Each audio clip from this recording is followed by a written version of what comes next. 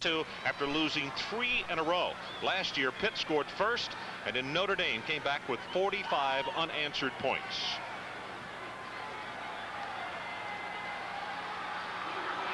Notre Dame has won the toss, but they have deferred to the second half. So the Pitt Panthers will be receiving the kick. As you look at Craig Hentrick, he is a sophomore from Godfrey, Illinois, 6'1", 197 pounds, and an absolutely gorgeous evening for football. 50 degrees, cloudy and breezy, but the wind not really a factor. As you look at Steve Israel, one of the dual safeties, and Ricky Turner is to his left.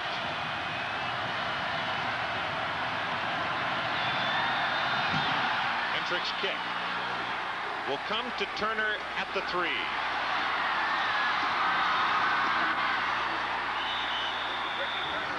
Tackled at the 18-yard line. And now for tonight's die-hard starting lineups.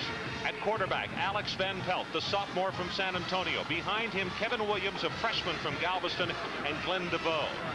Orlando Truitt, he is the big receiver with Darnell Dickerson, the wide receivers. The tight end is Eric Seaman. Sestilli is the center. The guards, Gorjuski and Jeff Christie. And the tackles, Mike Laborio and Scott Miller. Van Pelt going to air it out on first down and throws it in and out of the hands of Darnell Dickerson.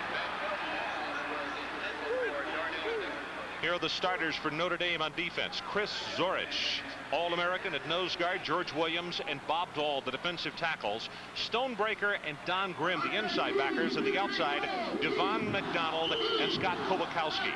In the secondary, it's Todd Light and Greg Lane. And the safeties, Greg Davis and Tom Carter.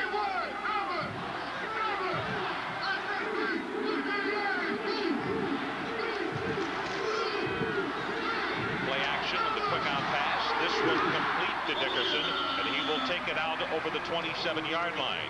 Gary is surprised at the way Pitt has come out to open the ball game. No, not at all, Ron. We talked to Paul Hackett yesterday, and he said that he wanted to get into an attack mode with his offense earlier. You know, you kind of kidded with this. It's harder to attack being the head coach than the offensive coordinator. But he came right out throwing. He wanted to get that play-action pass game that Alex is so good at, and a little bit of a bad throw there, but they're on target now with 3rd and short. For Alex this year, 120 of 209. For 1,500 yards, just over. On the play action, throws it incomplete. Truitt, the intended receiver, at the 41. So that brings up a punting situation for Pitt. And as you look at 25, Brian Greenfield, he leads the nation in punting with an average of 47.9. His longest 79. And of course, we all know what this gentleman can do. The Rocket Man, Raheem Ismail. Greenfield is a left footer, which makes it even tougher, Gary. Well, this is what we're all here for, to see Rocket catch the ball and run a little bit. And we'll see how this Pitt team, their special teams are important all week. Pressure right up the middle, booming spiral. Ismail signals for the fair catch and then runs away from it as one of the Pitt players was within a couple of yards of him. And he elected not to go with it. 47 yards in the punt, nothing on the return. Rick Meyer will start at quarterback. He'll have Rodney Culver and Tony Brooks as his running backs. Ismail and Tony Smith, the wide receivers. The tight end, Derek Brown, is a huge one at 6'7". Mike Helt is the center. The guards, Tim Ryan and Jerkovic. And the tackles, McGuire and Justin Hall.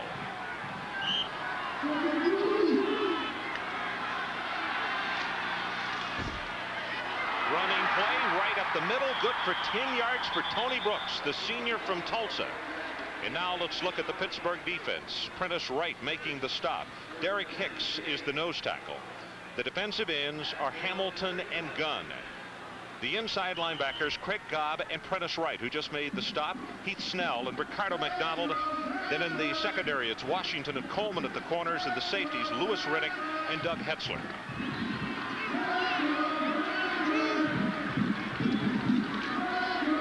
Brooks again breaks it to the outside. We'll have 4, now 5, and again it's number 7, Prentice Wright for the Pitt Panthers. Gary, you know, Notre Dame not making any secret. Pitt comes out throwing. Notre Dame's going to keep it on the ground. when Notre Dame runs the ball, it just opens up their whole offense. And if Pitt wants to stop the run, Notre Dame is going to look for them to commit that extra player, the strong safety or the corner on the blitz, to try to stop it with 8 men. Notre Dame, if they can successfully run the ball up the middle, it's going to be a long night for Pitt. Pollard comes in at tight end for the Irish. Trip set to the left, spread them out, and the running play goes with Culver, and that's Ricardo McDonald, who has the twin brother who plays for the Notre Dame Fighting Irish, stepping up to make the stop. Pitt gambles a little bit right here to stop the running game. You can see they've got more people committed, and they've done a little stunt here, and that confuses the blocking. They run the draw play. They did play man-to-man defense, though, Ron, in the secondary, and that's what they're going to have to match up when they have the Ishmael out there. Can they play man-to-man if they're going to stop the running game with a lot of people?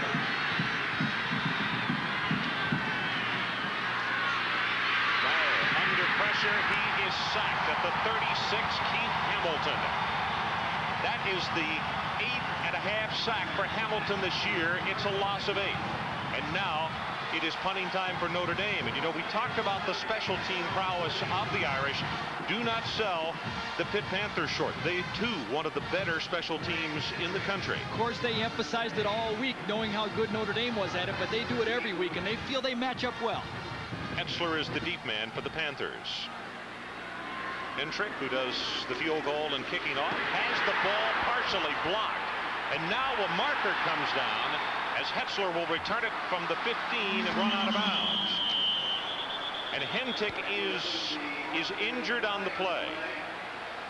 And Gary, what will be interesting to see is if he got a piece of the ball, then there is no roughing the kicker. 51 yards in the kick and 14 on the return. Well, Ron, if he didn't get a piece of the ball, that's the only thing he didn't get a piece of. That's because for sure. He was right there. It's going to be interesting if they're going to get an automatic first down on this, because it was more than 5 yards. Vernon Lewis, number 42, watch this. He's the man we isolated on. He's the kick blocker. Obvious, a mistake right there, and he gets a free run on it. He lays out. Oh, he misjudged that, Ron. He absolutely misjudged that. He was there, but he missed the football. He did not go for the kick point. He will have to get out in front of that punter to block the ball, and he did not lay out for that foot. And that is going to be a first down. Vernon Lewis was there for the block, and it's those little things over and over again that just come up and bite you. You know, the coach was there. They drew it up right. He came in, great effort, but just a little mistake mentally, cost him here. Comes in at the wrong angle. He should be coming out in front of him more, and he dives and just doesn't anticipate where that punt point is going to be. Literally a case of overrunning it. Well, at the wrong angle, right. He was there, right. Those are the kind of mistakes that have plagued Pitt. Now movement by Notre Dame, as you see the Pitt defense pointing, then contact is made. Jerkovic, I believe, came out of his stance a little bit quick. Dead ball. False start on the offense.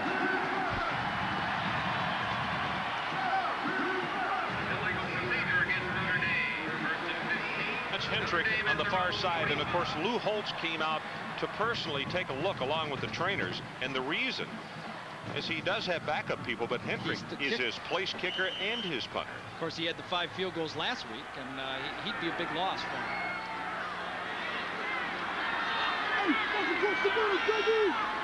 First down and 15 for the Irish. Quick look in pass, tip, and it is intercepted by Wright. He may score. Myrer knocks him out of bounds at the 20-yard line. There is a flag back at the 37.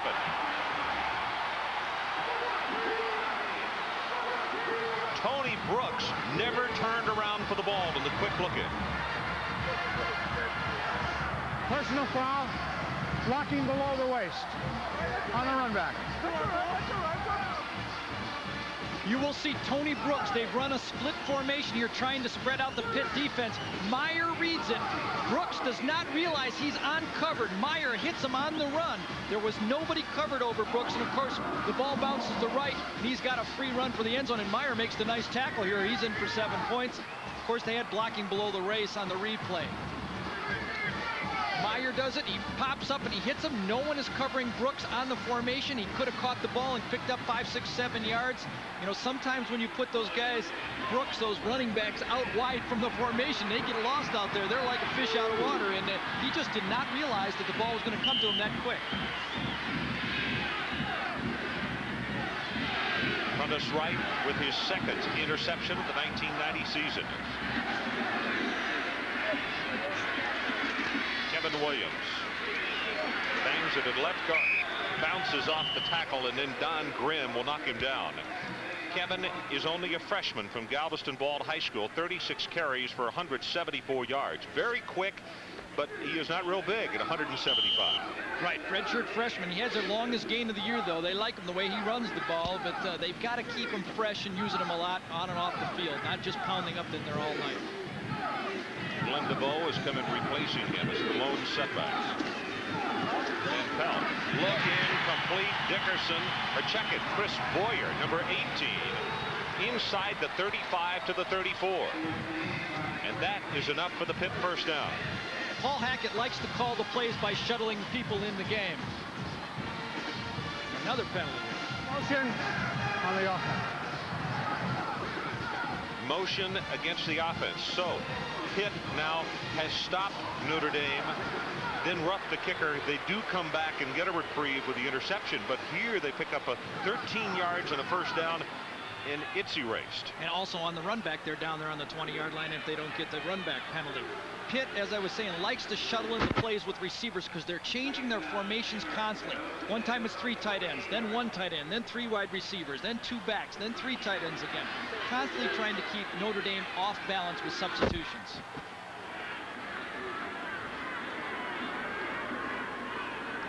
Draw play to Williams, and he is going to be gang tackled as he just about reaches the 50-yard line. Mike Stonebreaker, the senior from River Ridge, Louisiana, leading the way, number 42. We saw his dad yesterday in the lobby of the hotel up to see his youngster play. Stonebreaker's the leading tackler for Notre Dame this year. Of course, he's a Butkus candidate, back from a year off. He not only leads them in tackles, but in interceptions. And Notre Dame linebackers are known for that. They drop so well, and they get in trouble because their secondary is playing deep and trying to play everything in front of them. The linebackers have to be involved. Play action, and the screen, that's Turner. Gets by one Notre Dame defender, Grimm, and he spun off him right into the arms of Stonebreaker. It's going to be 4th down, and for Pitt, Paul Hackett here with a 4th down and 2, and Gary, in Notre Dame territory. Do you go for it? Well, he said he wanted to be in attack mode all night tonight, and we'll see how serious he is about it. You know, it's out towards midfield. I wouldn't be surprised if they try to draw him off sides or something like that, because if you punt from the 44 or the 49, it's not a big deal. Let's see if they try to get a cheap first down by drawing him off sides. Well, one thing, they're going to have to hurry because the 25-second clock is already down to 6, now 5. Van Pelt, pass is tipped, and that's Grimm, who knocked it down, and the Irish will take it over at their own 44. So there's a break in the action. 9:16 left in this opening quarter.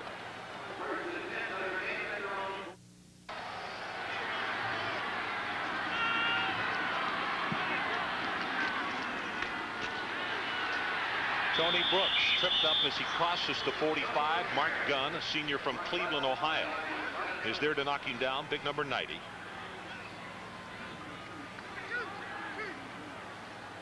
One of the key matchups in this game, Ron, is how Pitt matches up the middle. They're a little bit undersized there. There you see it.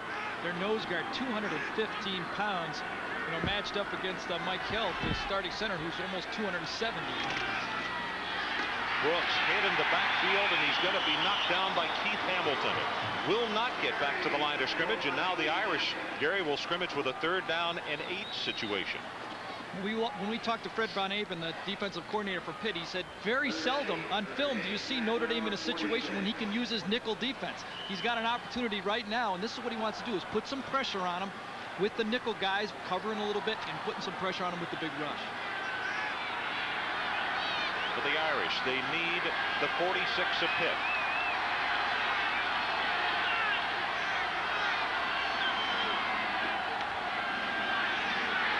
McDonald with the pressure. Ball is incomplete. Ricardo McDonald was coming from the right side, Forced Meyer to throw it long before he wanted to. And Pitt's defense on the first two series looks very good. Very aggressive, too. They're really challenging.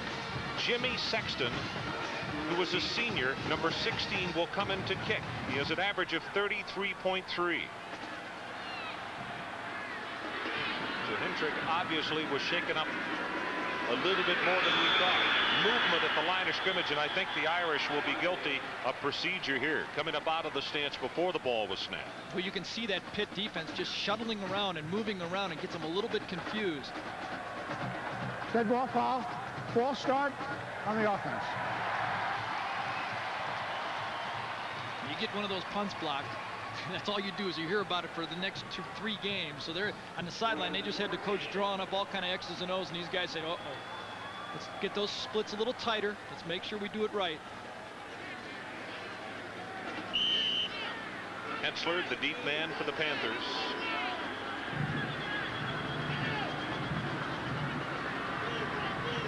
Well, they're jumping all over the place.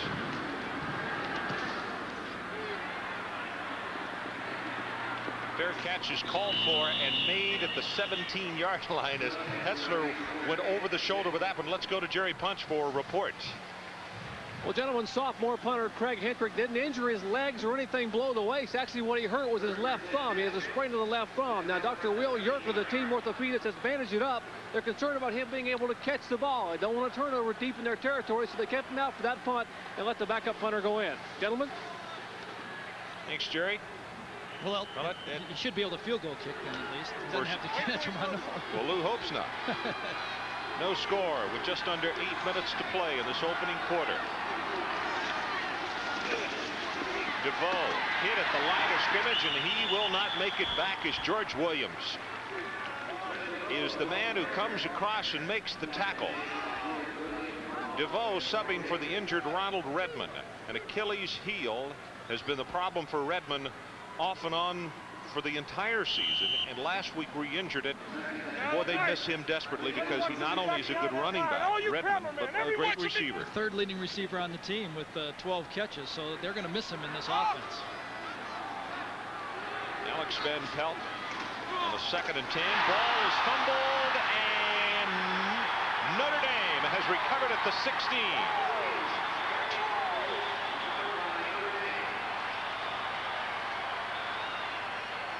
You want to know how to be an All-American? Watch Chris Zorich play football. There he is, a nose tackle, a little swim move, arm over and around. He's in the backfield. He gets there almost before the ball gets at the handoff point, causes the fumble. That's a caused fumble by an All-American football player.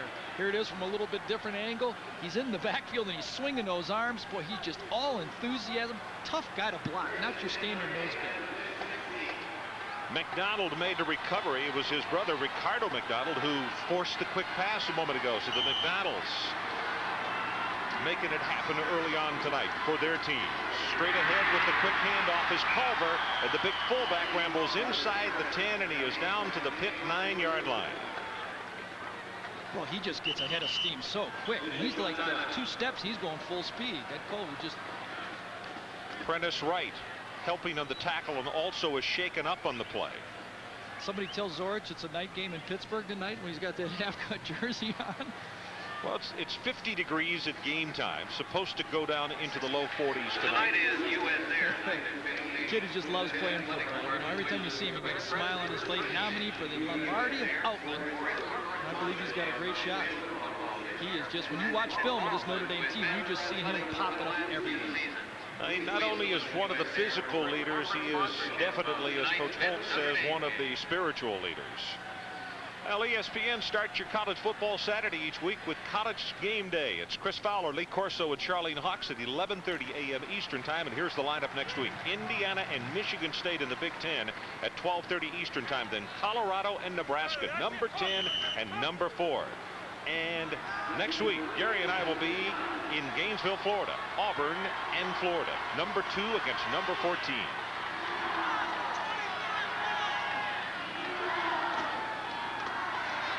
Brooks, left side behind great blocking from McGuire and Ryan. And he is inside the 5, and Mark Gunn is there to make the stop for the Panthers. This has got to be so disappointing for the Pitt team. You know, they had a couple great opportunities on the interception, and they right down there, and they get the ball back and almost get a block punt, and now their backs against the wall right here, 3-yard line, and Notre Dame looks like they could draw first blood. 15 scores and 16 possessions on goal to go. But it is first and goal for the Irish. Straight up the middle, couple of yards, and then Culver gets blasted. Being pushed back to the 4. They'll give him forward progress. It's Ricardo McDonald, number 48, who made the hit. Little trap play on the goal line right here. Tim Ryan, the left guard, number 52, is going to run a real quick short trap, and Culver just hits it. The important thing right here is to hit it running, trust the trap block, trust your offensive line. Of course, when you run behind that Notre Dame line, it's easy to trust it. They have pretty good success. Second down for the Irish.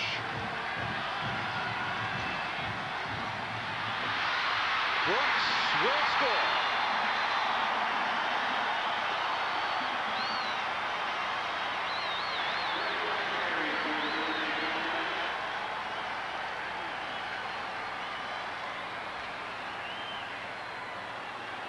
That's the second touchdown for Tony Brooks this year, a senior from Tulsa, Oklahoma.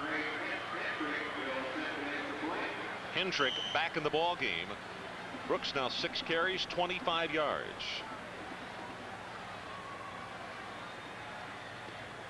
Knocks it home, and Gary, he is 23 of 23 in the season.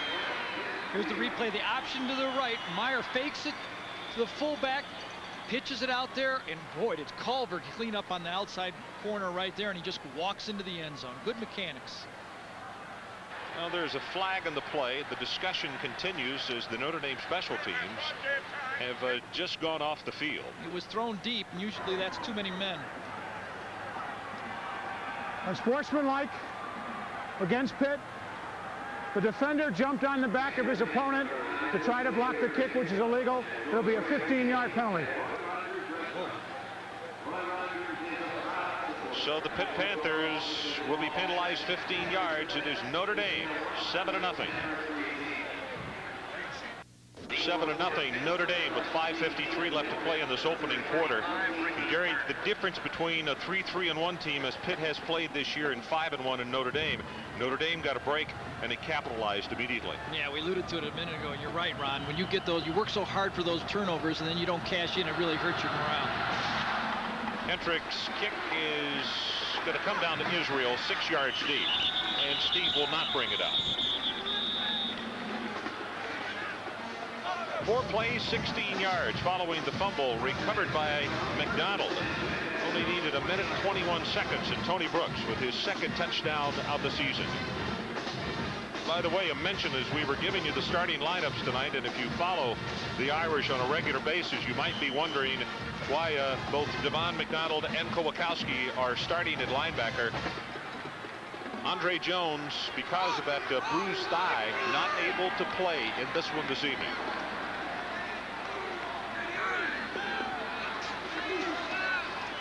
Van Pelt sets deep in the pocket. That's Turner swinging him out of the backfield, and he'll have a gain of close to 5.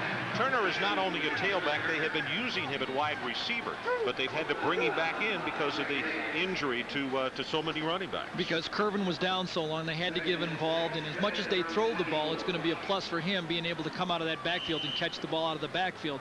You know, Coach Hackett has said, even if they drop behind, they got to keep plugging away the whole game. 7-0, don't worry about it. Just keep thinking forward and keep trying to move the chains. DeVoe and Turner lined up in the backfield this time. Van Pelt throwing the screen back to the left side. Turner again will have the first down, plus about 4. Bob Dahl, the senior from Chagrin Falls, Ohio, just outside of Cleveland, is there to make the stop, and it's a gain of 10. And Pelt drops back right here, but he knows he's going to Turner all the way. It's a delay play. Look, he looks off, and he just dumps it to the tailback out in the flat. Nice call. It's like a running play, like a long handoff, you know, just a way to get the ball into someone's hands outside the tackles. Lance Markle has come in at running back for Pitt. Number 40. Pressure coming. Pass is incomplete.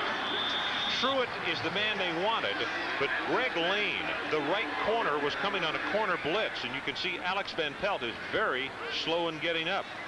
From the right side of your screen, you're going to see the corner blitz coming. This is hard to pick up.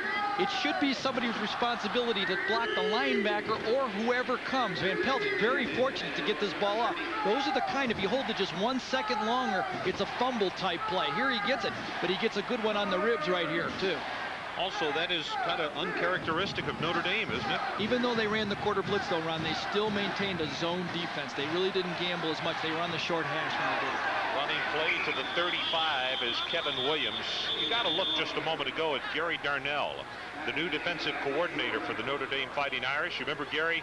We talked about him last year when we were down in Gainesville, Florida. He was the interim head coach for the Florida Gators for the final part of the season. Well, it's been a few weeks. Coach Holtz has got back involved in the defense. He's been around and got involved where he figures there's a problem area. But Coach Darnell's a good football coach, and I'm sure he's got his guys focused tonight.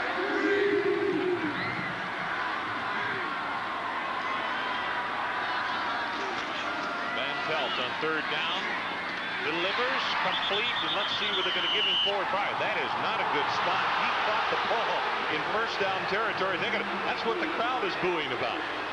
I think that you will see Paul Hackett can't believe it. Lane made the stop, but Darnell Dickerson was real close to the 44-yard line on a comeback. This is a situation where you can't give the referee that opportunity to make a call like this. You got to go just a couple yards deeper, because if you cut it that fine, you know, you got to give the referee the opinion to where to mark the ball. And you're coming back, and he just didn't get a good mark on it, and you put him in that limbo zone where the call gets you, and you're forced to punt the ball now. It's one of those situations. You pass block, you throw it well, you catch it well, you run a good route, but just not deep enough. Those little things. I mean, we've seen it all night so far. That's the difference of being 3-3-1 and having a record like 6-1. 6-2.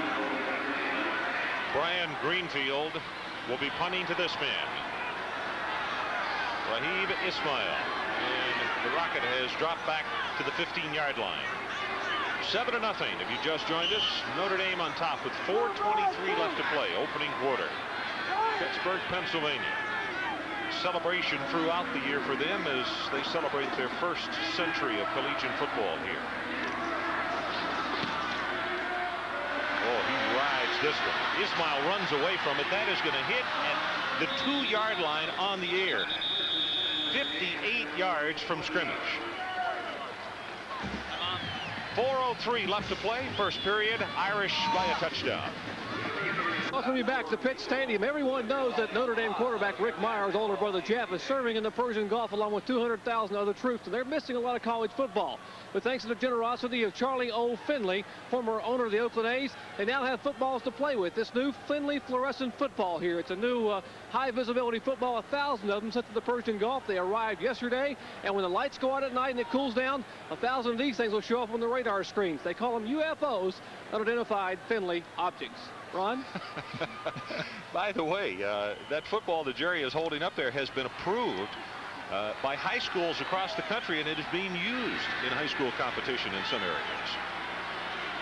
Ismail at tailback. First time that he's touched the ball tonight. Tries to sweep the corner. Will have a couple, but Louis Riddick said, nope, that's the end of the way, Rocket.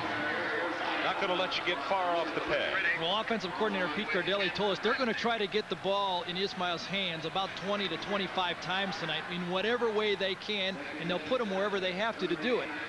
And the Rocket, when he gets his hands on the ball, he develops a crowd around him really quick. I mean, that's about as electrified as the crowd has got all night. The stands, too, they want to see the Rocket carry the ball.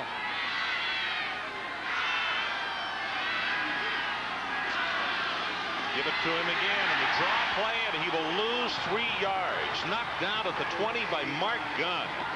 That one was done before it got started. And now it's going to be third down for the Irish, and they need 10. This is Pitt's version of the attack defense right here. It's a form of the 46, the bear look. Everybody's coming for the quarterback. They're playing man-to-man in the coverage, and they're trying to disrupt things in the backfield. They feel that's their best opportunity to attack on defense and give Notre Dame some different looks. Well, these are the down, and as a flag comes down, nothing wrong with the 25-second clock that we could see. But, Gary, what I was going to say to you is... Dead ball foul, encroachment foul on the offense, Offense lined up in the neutral zone. 5-yard penalty. These are the down and distance situations that Pitt wanted to have Notre Dame in tonight. Well, they'd like to have any team in, but what you don't find is Notre Dame in this situation very often. When you look on film, you just see a bunch of second and mediums and third and shorts. And this is really a bonus for the Pitt defense to be able to play in this type of situation. You know, besides the turnover, they've done a good job. Fred Von Aven, their defensive coordinator, said he'd love to have some of those opportunities to get his defensive nickel on the field. Meyer gets it away, tipped and incomplete. Vernon Lewis, a sophomore out of Houston, Texas, is the man who planed out. And again, it was Ricardo McDonald who was pressuring the passer. But too much pressure, and the signal is roughing the passer against Pittsburgh. It's going to be on Keith Hamilton. From the left side, Keith Hamilton's going to come in there, and he didn't need to do that. The ball's gone. He just gives him that little extra shove. And that can cost you, you know. Now they're back first down when they had an opportunity to get the ball on the 50-yard line. Boy, Pitt has been aiming at their big toe, and they've been hitting it. Just no need for it. He had him out of bounds. He shoved him, hit him with the head a little bit. And now they got to play defense again, first down, when they had him third and long, real long. The last time this happened to Pitt was very early on in the first quarter, and they did come up with an interception. That's 4 penalties against the Panthers for 50 yards already, and we still have 3:17 to play opening quarter. Pitt's not good enough to play football like this against this Notre Dame football team. You're playing good defense. Yes. Flag comes down. It was going to be the wraparound draw. Ball was fumbled, and Notre Dame has recovered it at the 35-yard line. Meyer is right there to make the recovery.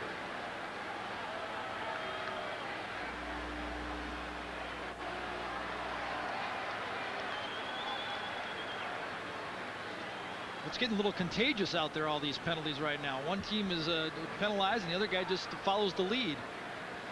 Gary, the wraparound draw that they were about to run was something that they ran very well against Miami, but I think that's when they pulled it out of the closet, wasn't it? It's a staple for their offense now because they sprint out so much, and they have to have a play off that sprint out action. This is the one that Coach Holtz has settled in on now, and they had great success, you're right, against Miami. So following the penalty,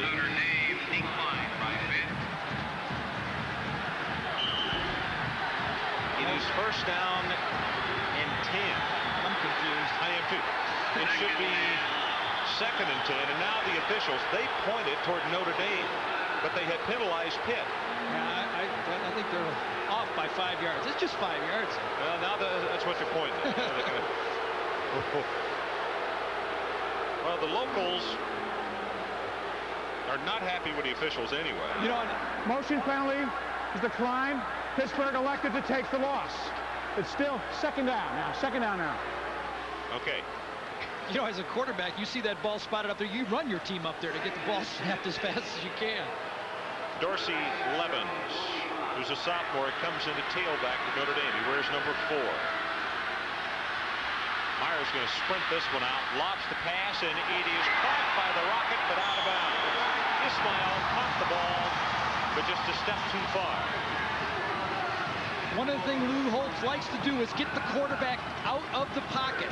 Meyer's going to sprint out, and he's going to throw it to this man right here. Look at that guy. That corner's way back. He's almost in the end zone, turns him completely around, but the ball is late.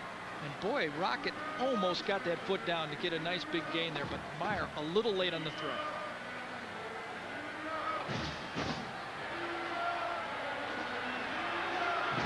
Ismail, 17 carries for over 300 yards and 32 receptions for 289. That's besides what he does on the special teams. Meyer going to go long, and double coverage. Ball is not there. Pollard was the intended receiver. You can see Israel, number 11, and now the defense getting a standing ovations. The crowd waited to see if there was any laundry on the team. Yeah, right. Well, they've stopped them every time except for the quick turnover on their own 16-yard line. They're playing really good attack defense. They're gambling a little bit, though, in the secondary round, playing man-to-man coverage back there. If they can hold up, they'll do a good job. First punt for Jimmy tonight. He's a senior from right there in South Bend. That one off for 42 yards.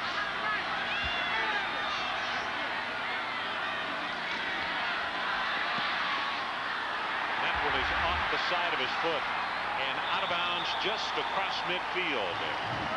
And let's go to Tim Brando for an update. Ron, here's an upset chance gone to the Dogs. David Fair of Mississippi State scores to make it 17-16. Inexplicably, with 2:33 left, Rocky Felker goes for the tie, and Darrell Crawford of Auburn blocks the extra point attempt with just 2:33 left. 17-16 the final. Look for Nebraska or possibly Notre Dame to pass Auburn in this week's AP poll because of the closeness of this outcome. Good observation there, Tim. Close ball game, and Auburn dodges a bullet. Pat Dye figures out a way to win them no matter what side of the 2-point thing. And that's all that really counts. That's right. Van Pelt zips it, Truitt near sideline, just a tad overthrown. You can see Todd Light, number 1, coming into the picture, but the minute he saw that Orlando Truitt couldn't hold on, didn't hit him. There you see Alex for the year. 8 intercepts, 10 TDs. That 8 intercepts is the thing that probably surprises me most, is he's 5 of 10 tonight for only 36 yards. But accuracy has been a thing that has been big for him. Right, and I think that reflects back to missing Kervin Richards. He's put more pressure on him during the passing game, and he just more pressure causes more mistakes. Short drop this time, has it complete to Dickerson.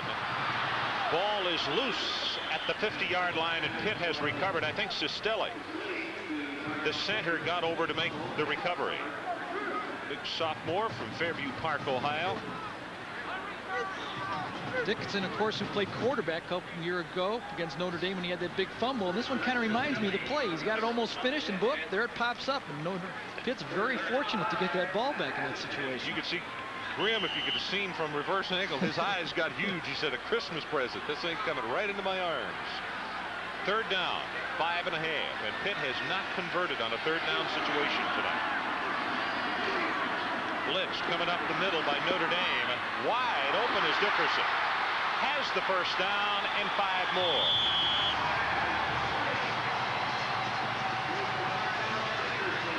Well, that was a bust by the Notre Dame defense. They did blitz up the middle. They brought enough people where you were forced to play man coverage, and a nice job by Alex Van Pelt there, finding a guy, a safe guy to throw and pick up the first down. The guy is really cool in the pocket. Dickerson with 4 catches already for 33 yards. Very, very unflappable type quarterback back there. You know, as a sophomore being named captain of a football team, first time in Pitt history. You know, at a school, and that's a great point you make. 100 years of tradition here, but a sophomore has never been named as a captain. Dickerson to the other side. Gets behind the block from Turner, and he'll have another first down at the Notre Dame 25. Davis and Carter there defensively. You'll see the multiple deformations here. All 3 wideouts to the outside. And look how the number 47, I think it's number 42, the linebacker, Steve Stonebreaker, is out there. Mike Stonebreaker's dad's name, Steve Stonebreaker, is out there, and they're removing him from the formation by doing that with the split-out formations. Turner comes out of the ball game, so it'll be Kevin Williams and Lance Markle in the backfield for Pitt.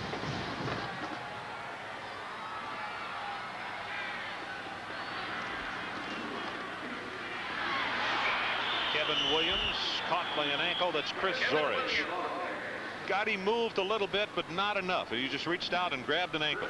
He's just so tough to block. He's just on the move all the time. He's not protecting linebackers. He's trying to make tackles. Another swing move. Guy tries to hold him right there, but he still gets in for the tackle. He just changes direction so fast. Just a tough guy to block. You go on a practice field, and you see the defensive lineman practicing that swim move, because that's exactly what it's like. It's like a stroke, a freestyle, and boy, he put it to great use there. Flag comes down. Van Pelt's pass incomplete at the 22. That one was thrown by the umpire, and it's going to be offensive holding against the Panthers. Holding. Offense. Bill Myers is the offensive line coach and also offensive coordinator. Actually, they kind of do it by committee here as well, because it comes through Coach Hackett. But he was not real happy when he saw that preliminary signal. You know, sometimes you can make plays by not making a tackle. The play before, Chris Zorich makes the tackle with a swim move, and this time he forces the hold by Chris Ciselli, the center. Watch, he doesn't want to lose him, so he just latches on real quick, and boy, that's just like a begging for a holding penalty, because someone's looking right there every time. The umpire makes the call. So here's the situation. Irish lead it by 7-0. 31 seconds left in this opening quarter, and the new line of scrimmage for Pitt is back at the Notre Dame 36. To pick up the first down, they've got to go to the 15.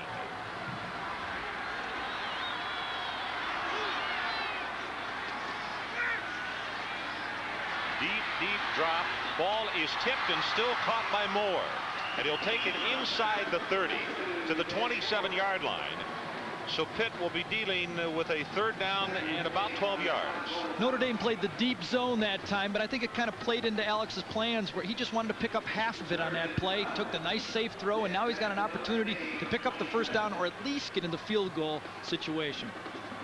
74 passing yards Pittsburgh tonight, 0 for the Irish. And that is the end of the first quarter. 7-0. Notre Dame leads. Pittsburgh. Well, I'll tell you, we got up early on Friday and there were snow showers. Didn't last long. It has cleared off, turned into a beautiful, beautiful weekend. Third down for Pitt. They need about 11 yards. Van Pelt throws it complete to his tight end Seaman as a flag comes down, and again it has been thrown by the umpire. And I think Zorich has caused another hold. That is the signal. Right you are, Ron. Zorich just gets off the ball so fast. He reminds me of Michael Dean Perry, the defensive tackle for the Cleveland Browns. And look, they have to grab him. Dave Dixon, number 59, tries to shove him a little bit, but that's a hold. They only rushed 3 players that time and dropped very deep, and they still put pressure to force a hold. This guy just shoots out of a cannon, and he gets off the ball. He's just coming and coming every time. You know, the unfortunate thing is it could knock him out of field position also.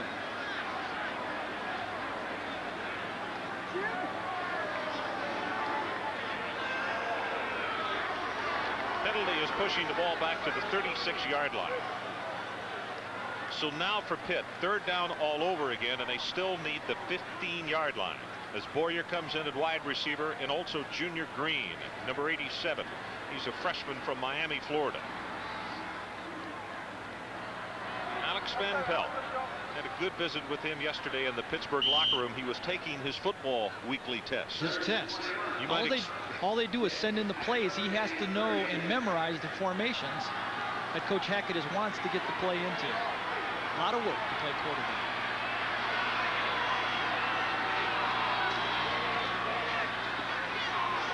Gonna go long, and it is intercepted by Light in the end zone.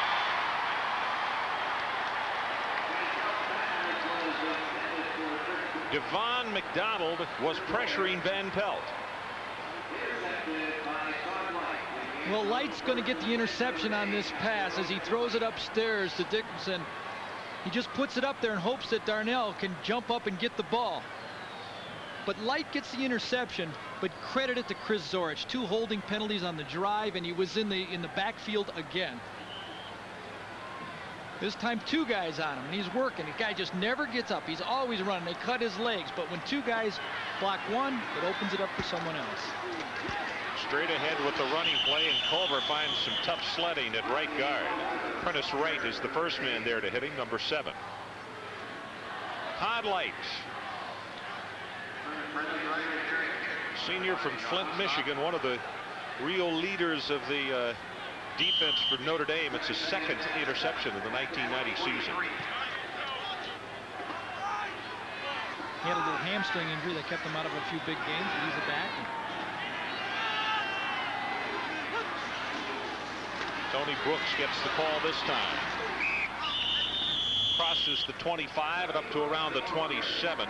Gobb there defensively, and let's go down to the sideline again. Here's Jerry Punch.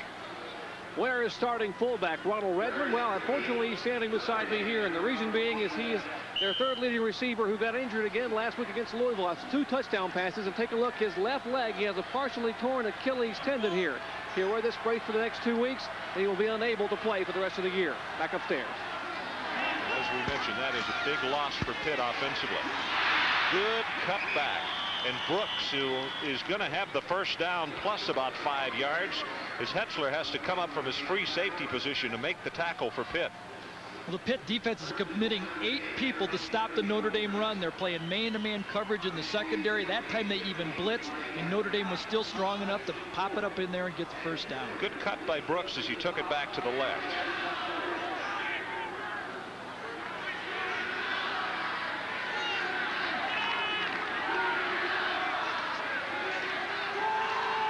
This time rolls the pocket. It is tipped and almost caught. Ismail almost came up with a reception, and it was Harris who got a hand on the ball to make the tip.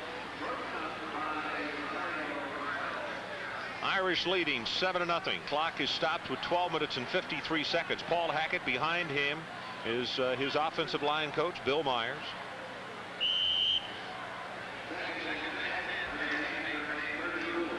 For 5 and 1 interception so far for Rick Meyer tonight.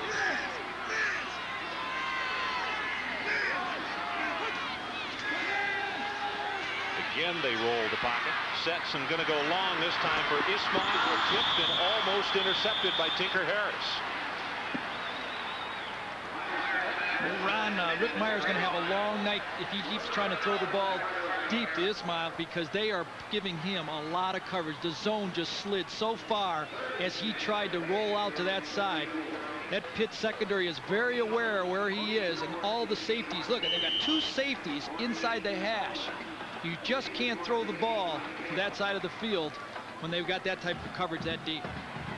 Numbers are against you.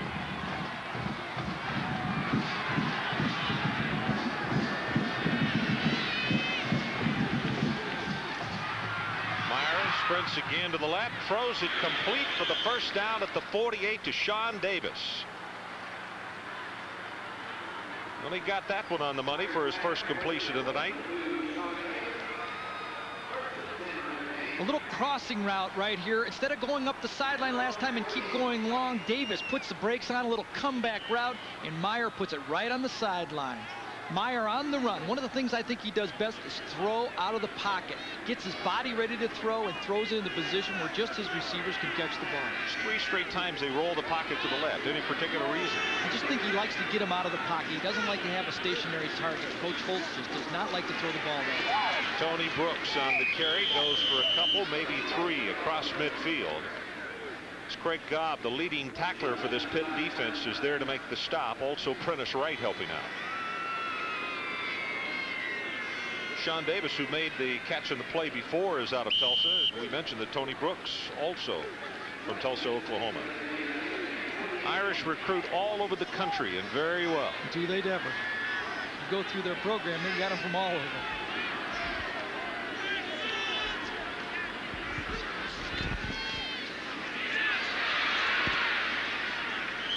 Inside the 45 into the 44. Storyline of this one so far is the Irish on top by a count of 7-0. Kervin Richards out with an injury. Haven't seen him yet. Notre Dame touchdown came off a fumble recovery. They only had to go 16 yards. Pitt 85 yards in penalties here in the first half. And Ismail 2 rushes, no yards for Notre Dame.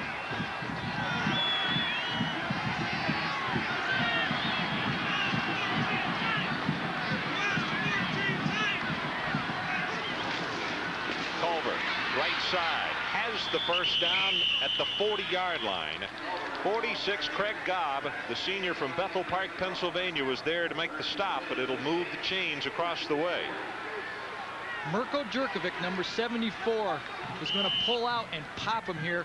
Hands it off to the fullback, gets the key block, and that's what pops him, running off tackle. When you can run off tackle, and actually at that time Pitt was blitzing, so they ran off tackle into a blitz and did it very well.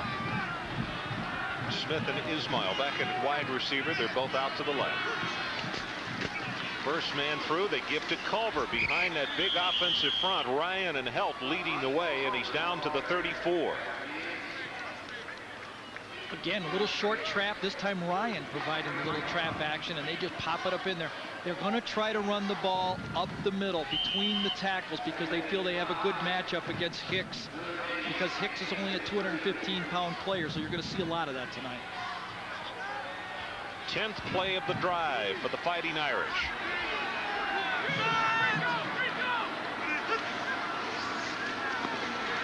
Culver on the pitch. Turns the corner, takes a head-high tackle from Hetzler, but he will have the first down. Now there's Ricky Waters. We talk about the recruiting of Notre Dame. You know, you look at all their backs, they carry a lot. Here's a guy who has been a starter. Last year got moved out of that position. Senior captain Tony Brooks starting in front of him, and Levens has already played tonight. Right, Dorsey Levens came out of spring camp being the #1 tailback. So Pitt wants a timeout with 9:51 left until halftime, so we'll take it with them. Irish 7-0. Saturday, Notre Dame at Pittsburgh is brought to you by Eagle, Chrysler's newest division, and by BASF, the spirit of innovation.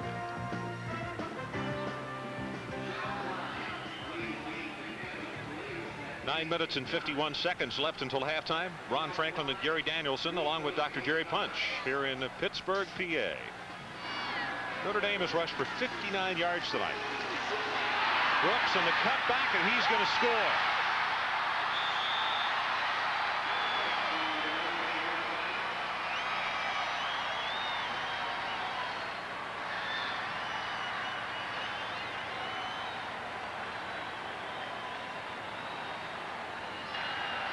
boy, I tell you, way to see the hole here. When you are a good tailback rushing the ball at any level, you can see the cutback and perform the cutback, and Brooks just does it brilliantly right there. Hentrick, who was doing only place kicking tonight because of that injury on the first punt this evening, knocks it through, and he remains perfect. 24 of 24 this year. And Lou Holtz claps and almost a smile.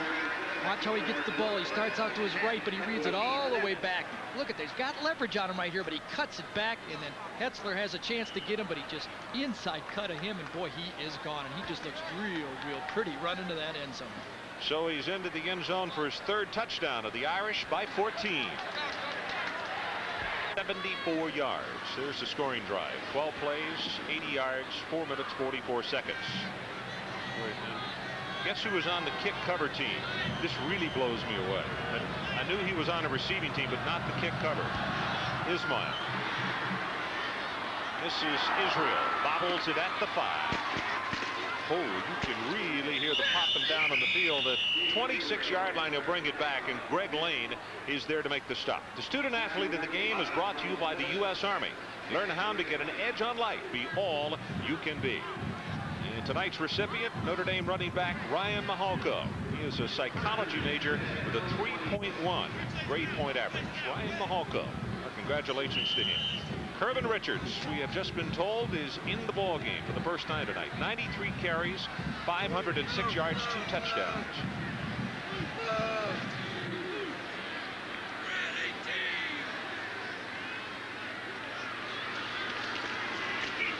Using for the first time, and he is going to be dropped by Chris Zorich behind the line of scrimmage.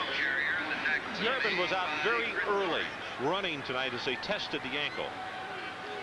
Well, I don't tell you, it doesn't matter if he's got sprinter's ankles. He is not going to get around Zorich tonight. They just cannot control this guy, and it's just proving to be havoc for their entire offense. They can put anybody back there. They can't block the middle guard. You know, they're going to try to down block him and trap him and double team him, and everything they've tried has been no contest so far. This guy's been just destroying the offense for Pitt. Not a disruption, a destruction so far. Huh?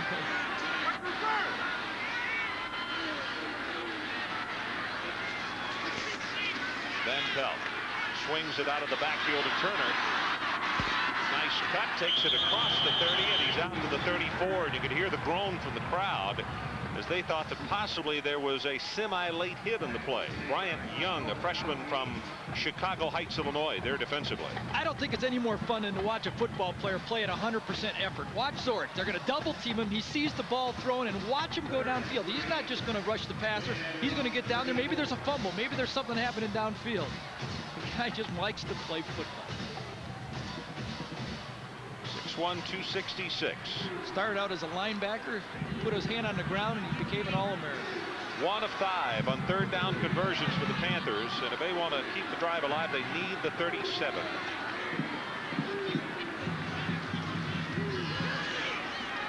Van Pelt, again, that very deep drop, swings it out, and DeVoe will have the first down as he gets out to the 39-yard line. Scott Kowakowski is out there defensively. You played with Scotty's father, didn't you? Bob was his dad, played the guard for me. Only got me sacked maybe once. Here's Zorich again. This time he's going to draw a block and back up into coverage. He's a nose tackle. Really, he's a linebacker with his hand down. He takes the pass away and makes him dump it off to the sideline, but they pick up the first down, a big first down for this Pitt football team. 11 of 17 with 1 interception for 88 yards so far for Alex Van Pelt. The problem is they have not been able to run the ball, and that's going to catch up with you after a while.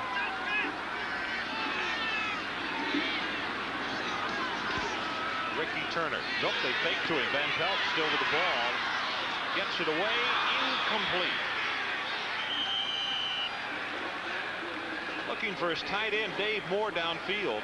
Van Pelt is excellent at hiding the football. And now there is a flag thrown at where he was hit after the pass was delivered.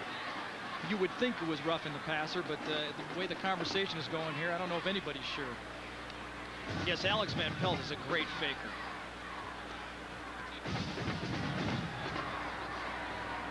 There are 2 penalties. First one is clipping against the offense. The second one is personal foul, roughing the passer on the defense. Penalties all set. We'll play it over. First down. Devon McDonald is the guy they call it on, number 45. There you see Van Pelt out of the pocket. He lets go of the ball. Oh, that was a little patty cake one right there. I don't know about that. Those are the ones you like to get roughed as the quarterback. You know, it didn't hurt, it didn't bother you, and you get 15 yards for it. I'd love to hear Alex's opinion about that. That might be yours. Hey, as hard as it was to move the ball against Notre Dame when I played against them, you'd take anything. Alex's hometown is listed as San Antonio, but he grew up in West Virginia, then moved to Texas to play high school football. Pressure up the middle, pass thrown complete to DeVoe.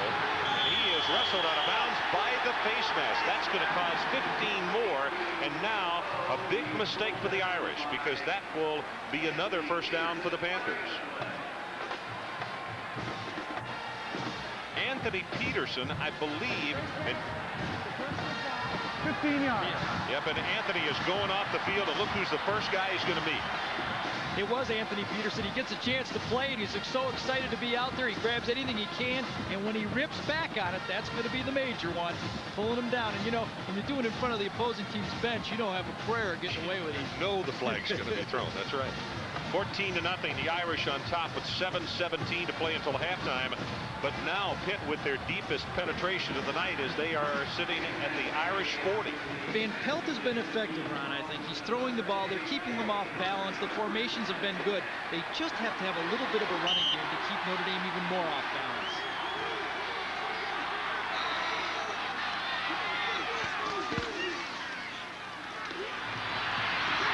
Waited to the last moment, and Truitt dropped the football. And I mean, Van Pelt got sandwiched as McDonald was coming from one direction, Dahl from the other, and they really knocked him down hard.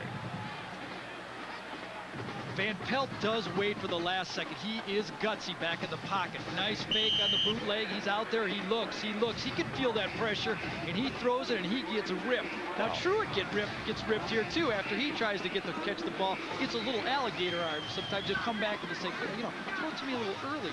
He said, I got my own problems, Van Pelt says. I got my own problems. Urban Richards back in the ball game at tailback for the Panthers. And Van Pelt is going to call a timeout. Big down for Pitt with a 2nd down and 10. And let's go down to the sideline. Here's Jerry Punch. You know, not uncommon at all that Ricardo and Devon McDonald both came with their family from Jamaica to Patterson, New Jersey at age 12. They grew up identical twins, because both be great football players. But what's a little bit unusual, they play for different teams. Ricardo McDonald, number 48, plays for Pittsburgh. He's a starting right outside linebacker, whereas Devon or Devo McDonald started outside left linebacker for Notre Dame. They played for separate high schools as well. Ricardo played for Eastside High School. Devon played for Kennedy High School in New Jersey. The high schools played twice, both times 0-0 ties. Ron? 0-0 ties. I'll tell you, both of the youngsters have played really well in this first half for their respective teams this evening. You know, I've often wondered the pressures on twins when you grow up. And a lot of kids handle that better than others, but that's really wanting to do your own thing. That's a little different. I've heard it, guys go to different colleges, but I haven't heard the different high school one before. So that's a little bit going and developing your own identity. Big drive here for Pitt, though. They want to get something on the board before halftime. Even a field goal to get in at halftime is better than nothing. 2nd and 10 for Pitt from the 40.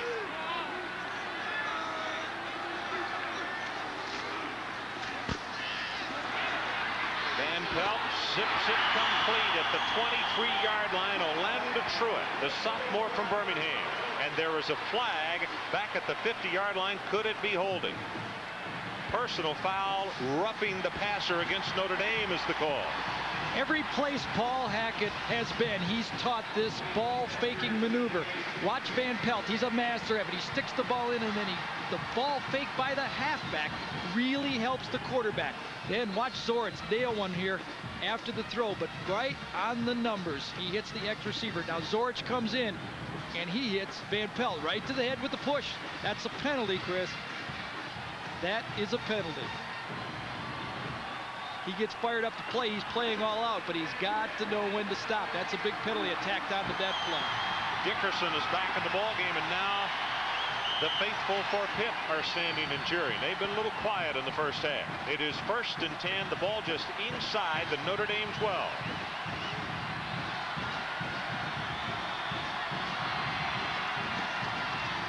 Richards fumbles the ball. Van Pelt makes the recovery, and now a flag has been thrown right there. Stonebreaker took his feet right out from under him. Wonder if that was a flag or he was marking the fumble. Flag, it's just a beanbag for a fumble. 2nd down. Gary Darnell, the defensive coordinator for Notre Dame. You push your ankle. Mike Stonebreaker, left side of your screen, number 42, hits it on the run. He anticipates it, almost takes the handoff. That's about as scary as it gets for a quarterback. You're handing off on the draw on the linebackers right there. Gary, you might have heard a little bit as the referee's mic was still open, and you heard him say, "Did you turn your ankle?" The umpire is the man he was talking to, and he's exercising, I think it's his right ankle. Faking the pitch, ball in the flat, complete to Moore, the tight end, and he's inside the 15 to the 13. Greg Davis was there defensively. So many things come off the play action pass for Pitt that they just have to be able to run the ball effectively. Even if it's not huge chunks of yardage, he is such a great faker, such a great ball handler that they have to have that little bit of running game to keep him going in this football game. Very tough yardage now. 3rd and 10 from the 12, 13-yard line. There's not a lot of plays you can dial here. Hard to stretch the field when you get down this close. Very tough.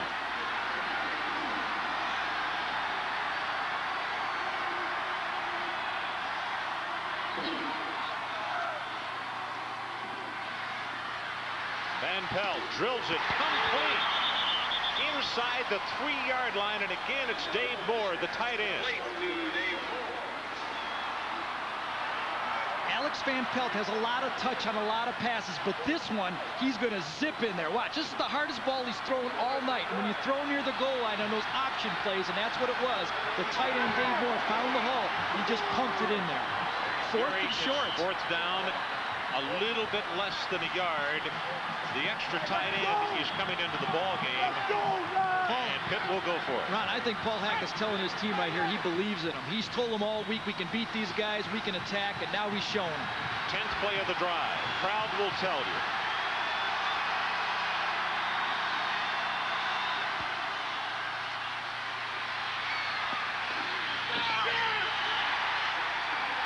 going to say he stepped out of bounds at the 4. Van Pelt continued downfield and made it to the first down marker, but I think Kowalkowski is the man who forced him to step on the sideline. Wow, that one is close. A little bootleg action on 4th and short. Up the middle, rolls out to the right. The tight end could not get open, and does he step out? Well, I can't see it. It's not too close for me. Defensive coordinator Darnell, he's playing it. He's playing it from the sideline right there. He doesn't know if he stepped out or not. He's just hoping right there. The play was supposed to go to the tight end, but he never got out. Brooks to the left side. Takes about 3. We were unsighted, where obviously it happened, because up to the point of the replay, we didn't see him step out of bounds. No, it was too close. It was covered by a couple of people there. It was a good call. But Lionel Sykes, number 88, got held up at the line of scrimmage and gave Van Pelt no option but to run the ball.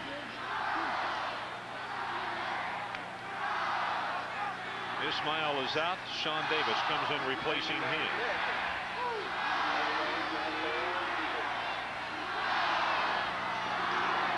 Draw play. Brooks again. He will be submarined. Will not make it to the 10-yard line.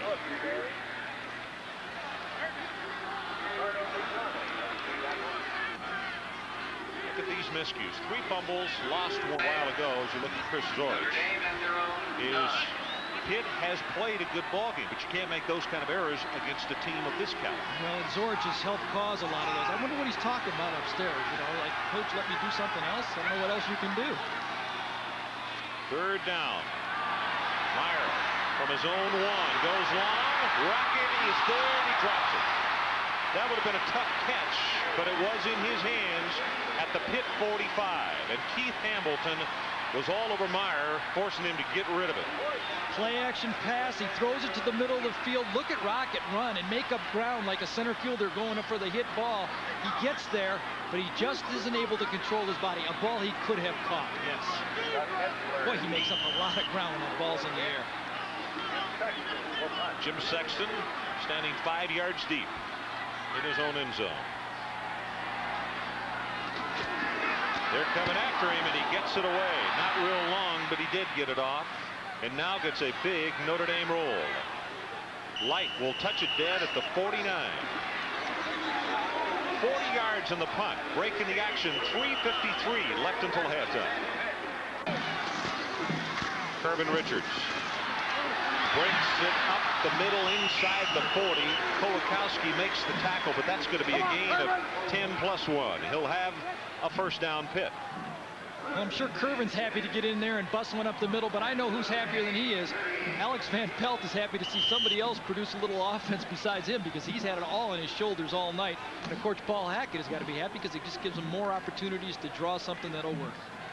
Clock runs with 3:35 remaining until halftime.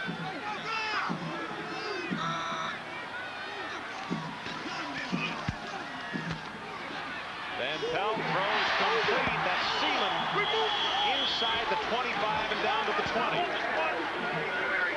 Kowalkowski again making the defensive stop.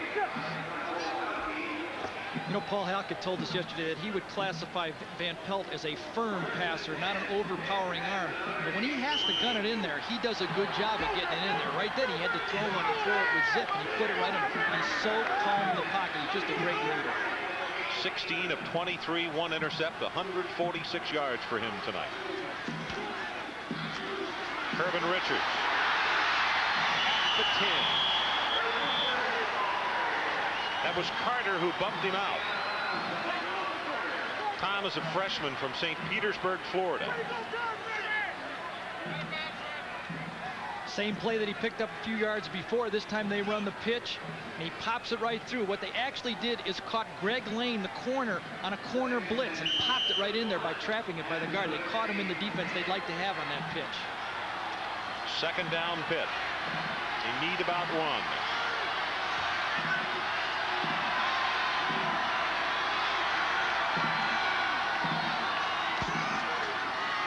Kirvin Richards close to the first down at the 9. Zorich is right there, got him around the knees. First and goal, Pittsburgh.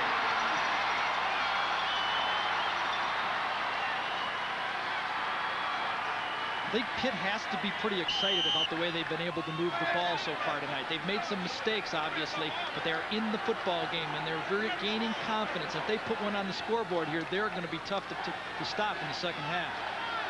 Turner's going to be the lone setback. They like to throw to him.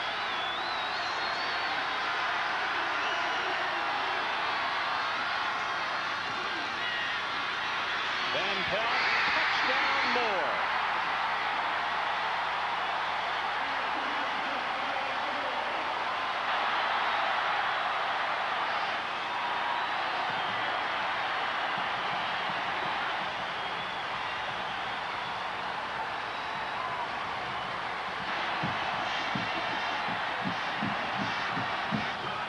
Catches, 32 yards, and now a touchdown for Moore.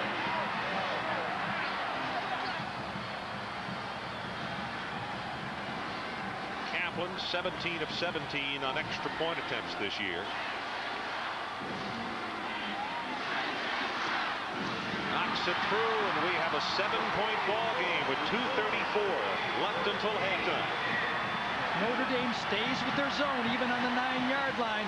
Van Pelt's going to drop back, look at the zone, come strong side. His tight end is going to go out and curl back in, and he is wide open. You don't get him that wide open near the goal line. There you see it right there. He's very calm, puts it right on the numbers, and that's a walk-in touchdown for Moore. You know who else had come open? Was Turner. I was just talking about. They had drifted him through the line, and so Pitt had a couple of opportunities on the play. I think the Curvin getting in there and doing what he did, Curvin Richards provided the little opening in the zones that Alex just falls in love with. If they can run the ball, they're going to be very, very tough to stop because Alex is so calm in the pocket.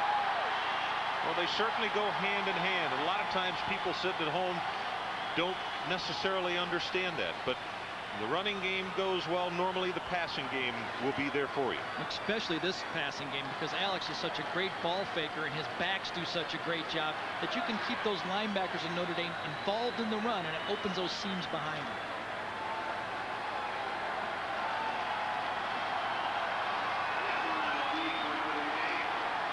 The only problem, Ron, after you score, you got to kick it back to the Rocket. Here's the scoring drive. Dave Moore in the touchdown. 5 plays, 49 yards, 1 minute and 19 seconds is what they consume. There's the Rocket. Silvestri will kick it off for Pitt.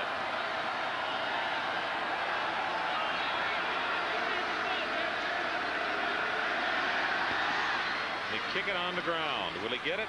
Yep. Brooks is going to carry it. Didn't lateral it back. And Brooks will take it to the 27-yard line. Notre Dame on those kind of kickoffs has been lateraling back to Ismail from time to time, but that time Brooks elected to return it himself. Well, ESPN's regular season coverage of the National Football League kicks off on Sunday, November the 11th, when the 4-time Super Bowl champion San Francisco 49ers will take on the Dallas Cowboys. Be sure to join Mike Patrick and Joe Theismann for all the action, 8 o'clock Eastern Time on the 11th. Brooks turns the corner, has 3, 4, maybe 5. Derek Hicks, you could see number 67 flashing by. Out there to make the hit along with Charles Williams, a freshman from Philadelphia. 2 minutes and 10 seconds to go. Lou Holtz, I think, is still going to stay calm. He's got a 14-7 lead. He wants consistency. If he gets it out the 50-yard line, then he'll become a little bit more brave. What was the thing that the Pitt staff kept talking about yesterday? You got to be patient against Notre Dame. Take your chances. Don't panic. Play all 60 minutes. This time they roll the pocket to the right with Meyer. Drills it to Ismail, and he has it. Enough for the first down at the 40-yard line. Tinker Harris there to make the play defensively. Well, here's another sophomore that Alex Van Pelt, only in his second year. And now Meyer, a sophomore from Goshen, Indiana, who plays with a lot of poise. You'd like to see those numbers improve. 2 of 9 for 23. but also he does a great job of keeping us cool.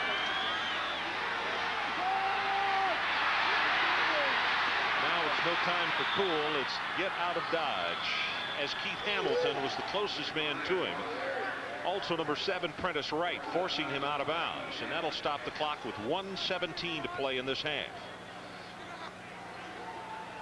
Myers, who has a couple of great comebacks to win a couple games early in the year, is very, very confident in himself. Doesn't have the big turnovers usually in this type of situation, and that helps the coach have confidence in him. Griggs comes in along with Sean Davis, and Ismail will lead.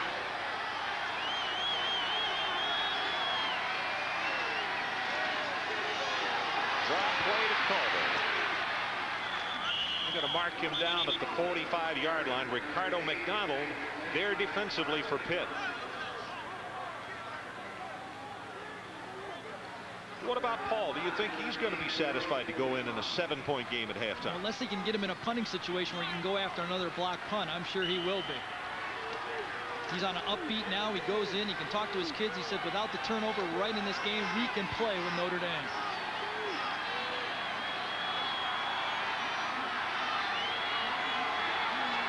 Here come the Panthers on the blitz. Meyer delivers it, and it is knocked away. Number 5, Lewis Riddick, the senior from Quakertown, Pennsylvania, receiving congratulations from his teammates, and now the Panthers will get it back. Little drag pattern to Derek Brown right here. He puts it right on him. Another drop for Brown. Of course, he had the big one against Stanford, but they could have pulled it out. We talk so much about the Rocket and the special teams of Notre Dame. We mentioned how good Pitt is, and I'll tell you, Steve Israel is back deep. Keep an eye on him because he can put it in the end zone quickly as well.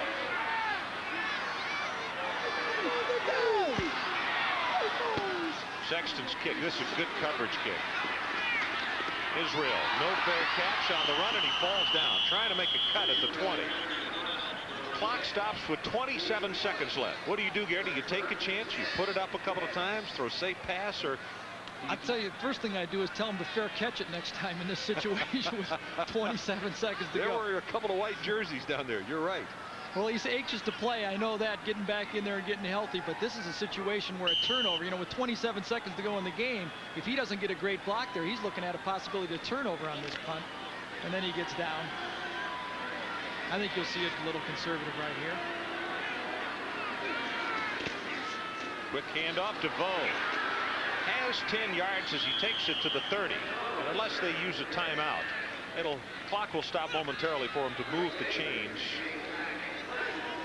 Probably only about one more play. Well, coming up, it's the USF&G halftime report. Tim Brando and Lee Corso, scores and highlights from around the nation today. Dickerson back at the ball game.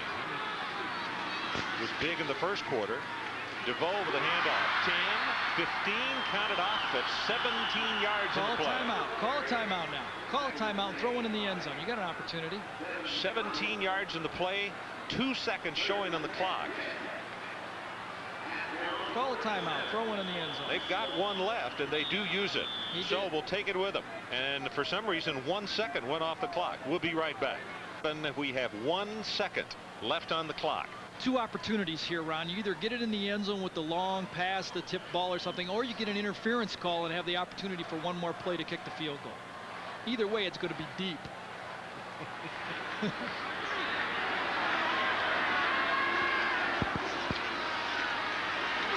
Van Pelt throwing off the back foot for all he's worth.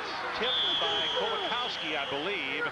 Truitt, the intended receiver, and we are at halftime. So considering 85 yards in penalties and the turnovers in the first half for Pitt to be in this ball game, I think they are indeed fortunate. What they did right here is split 3 people to the right, and he throws back to Truitt. Now you tell me right here, it looked to me like it was interference. He threw it up, picks it to Allenda, and watch him get hit here before the ball comes. See, there's the opportunity for the field goal right there. That should have been a penalty. So coming up in just a couple of moments, it will be Tim Brando and Lee Corso to talk about what has happened earlier today.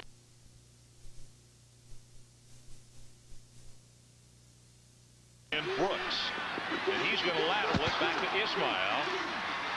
Rocket will take it to the 33-yard line. Well, halftime stats start off, if you will, with completions and attempts for Notre Dame. 2 of 10, 23 yards. Rushing yardage 103, so that means that their first half stats 126 yards. Here, for a team that's averaging almost 400, that's not real good production. Notre Dame came in with the idea of running the ball, but when any area drops down like this, the passing game 2 for 10, that just shows you have to have that balance. Brooks breaks off one tackle, then Prentice Wright. Talk about what has happened earlier today.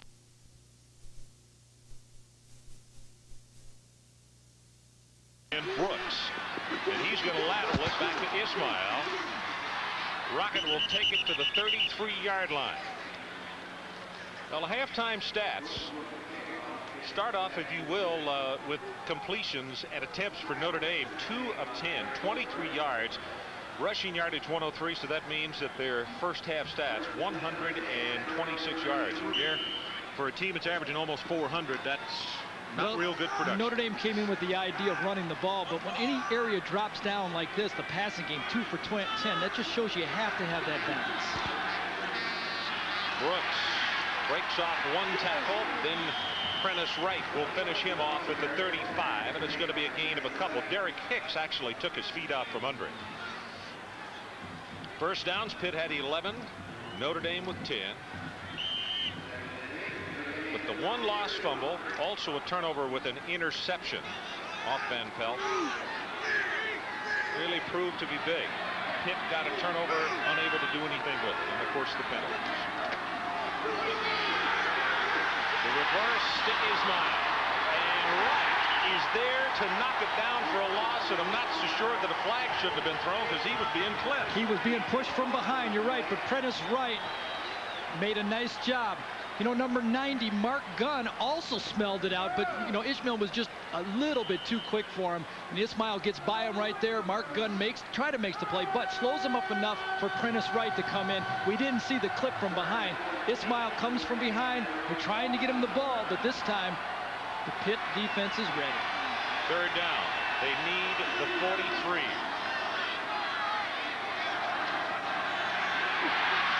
Screen. Ismail, hang on. 30 and pushed out of bounds by Israel at the 22-yard line. Whoa. And Steve is probably the only guy on the field that could run with it. No doubt about it. It's a little bit of a trick screen. The guard is going to come out and try to block. It's a quick pass. He looks off. He throws. You see the lineman coming up, and he's coming underneath the lineman and catching the ball. But when he gets it in the open field, you're right. Israel's the only guy that had a shot at getting him right there, or the scoreboard changes. He's an all stand-up player. When he touches it, they all stand up.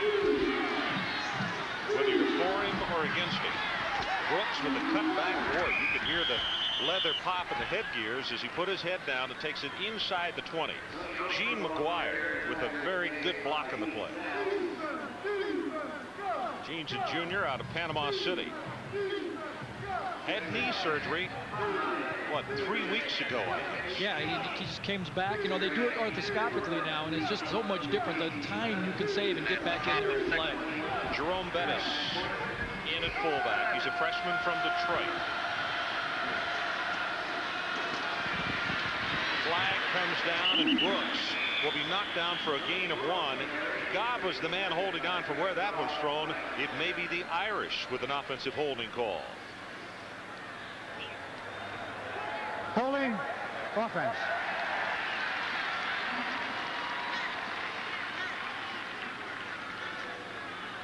You know, that Pitt defense was so fired up at the end of the first half, but when you get the ball to the Rocket like that, Ismail's down the field, that just takes the breath out of you. The Rocket's a little winded, but believe me, that hurts on the defense just as much. You see a guy catch a 1-yard pass and go 49 yards with it. Penalty pushes it back to the 28, and Ricky Waters, the senior from Harrisburg, Pennsylvania, comes into the ball game, and so does Ismail.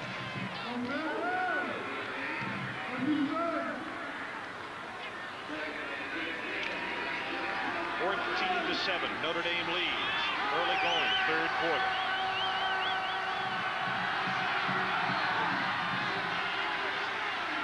Myers tries to set up the screen, and Culver, probably a very wise move. He looked as though he kind of ran away from it. Well, he was going to be covered in Pittsburgh. He really was. You know, the Pitt front seven is doing such a great job of putting some pressure on Meyer. They are attacking tonight. Meyer now 2 for 11. And they just keep coming, and they just keep coming, and put the pressure on him so he doesn't have time. It's an attack defense. You see number 7, Ernest Wright, come in there and put the pressure on Meyer. Wade Briggs in the wide receiver.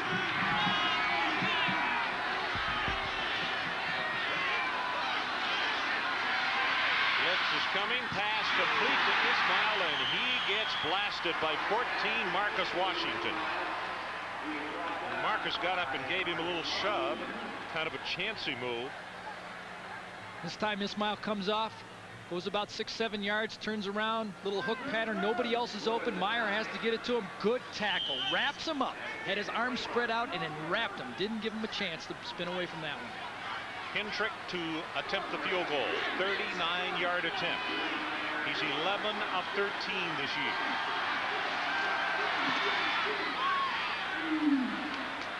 And he's got it.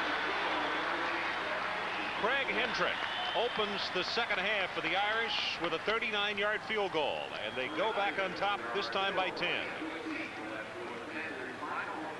17-7 with 11:45 left in the third period.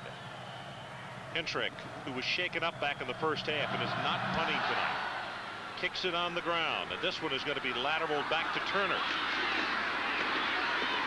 He'll bring it out to the 30-yard line. Well, a little bit more on the Rocket. You want to see how he can go long distance and do it in a hurry. These are touchdowns, running, passing, and returns in his career. Touchdown runs, 4 of them, an average of over 43. TD receptions, 4, an average of just over 50. And look at kickoff returns, 5. And that average, that's an average, 89 yards on the kickoff returns on touchdowns.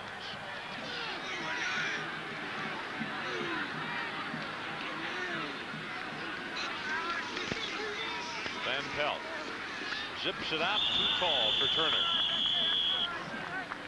One of the major headhunters on the kickoff return unit, number 53, Charles Williams. He's looking to get the wedge buster, and he put some hits on people in film, and he gets another one right there. He gets Devon McDonald, and look at that. I'm excited. You watch some film, he shows up in every one of them.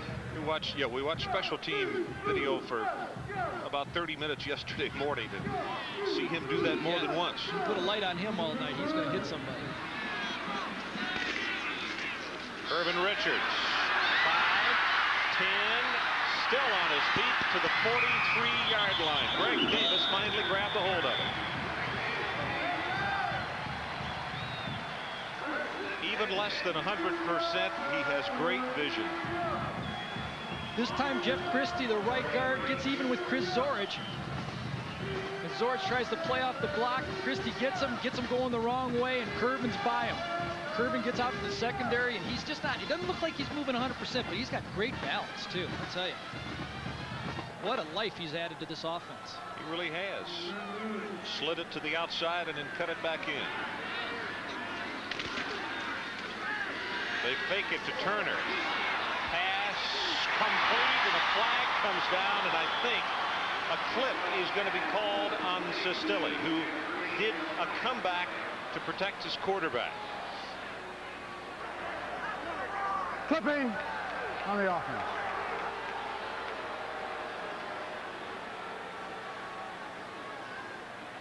Bill Myers has just run up the sideline, and he is hot.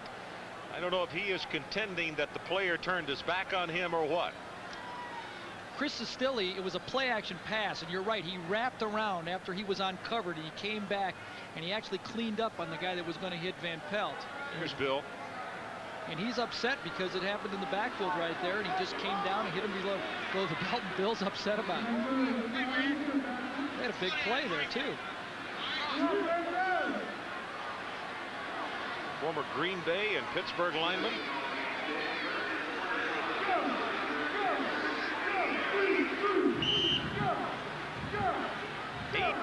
for 100 yards against Pitt tonight. And that's even a bigger one because they had a completion on the play, and you know, now they're instead of having the ball on the 45-yard line going in, they're back on their own 27. Kevin Williams back at a tailback, gets the call. He'll have a couple. Kirvin Richards, I beg your pardon, it was Kirvin rather than Kevin Williams. Stonebreaker, you could see getting off the pile along with Bob Dahl. Kirvin now 7 carries for 27 yards. And Richards will come out of the ball game. A second and more than 20. He's going to try to pick up half of it here. Something safe and get him in position to pick it up on 3rd down.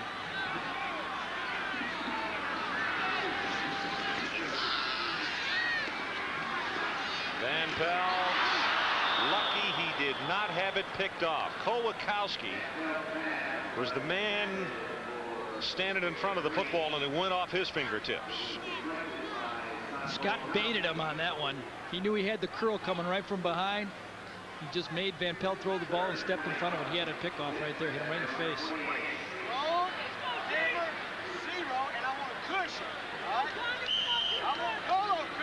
9 minutes and 57 seconds. You could hear Gary Darnell. Not that you understand, unless you're a Notre Dame player, everything he was saying.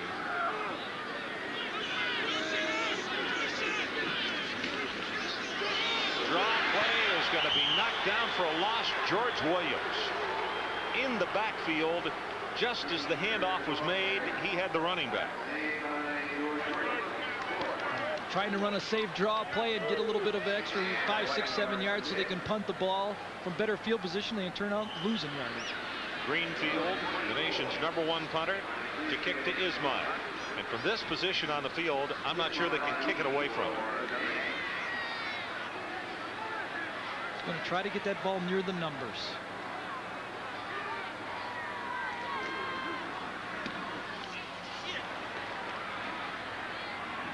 No fair catch, and Ismail breaks by 1, breaks by another, and is finally stopped at the 50. Let's go down to Jerry Punch. Gentlemen, 3 months after John Woodard completed his freshman year at Pittsburgh, he represented this country in the 1936 Berlin Olympic. That's him on the outside, making a move, the smooth kick. He won the 800-meter gold medal in the Berlin Olympics. And tonight, 54 years later, John Woodruff is back in his alma mater. And John, you had a very special presentation tonight.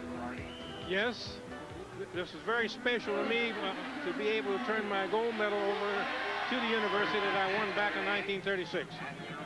John, it's great to have you tonight. I tell you, it had to be an awe-inspiring experience to be able to go to Berlin at the ripe age of 21 in front of 110,000 people and run in front of Adolf Hitler there in 1936. It was a great experience. Of course, I was young and inexperienced as far as a runner was concerned, because that was the my third year of running when I ran in the Olympic Games in 1936. But, however, it didn't bother me too much, even though I was a very young and inexperienced runner. I was only interested in going over there to win, and of course, I was able to do so. And when he did, thank you very much, John. Back up to you, Ron. Okay, Jerry, the sack way back at the 40-yard line as Keith Hamilton gets his second of the night. Ricardo McDonald was also there. And now for the Irish, it's going to be a 3rd down. And with the line of scrimmage at the 40, they have to go all the way to the Pitt 40. That punt a moment ago, by the way, was 50 yards and the return of 24. And Gary, it's almost a thing about kicking your coverage, isn't it? Well, he kicked the ball between the hashes. He's trying to keep it by the numbers, and that's what's the rocket in open field. It's very tough to bring down.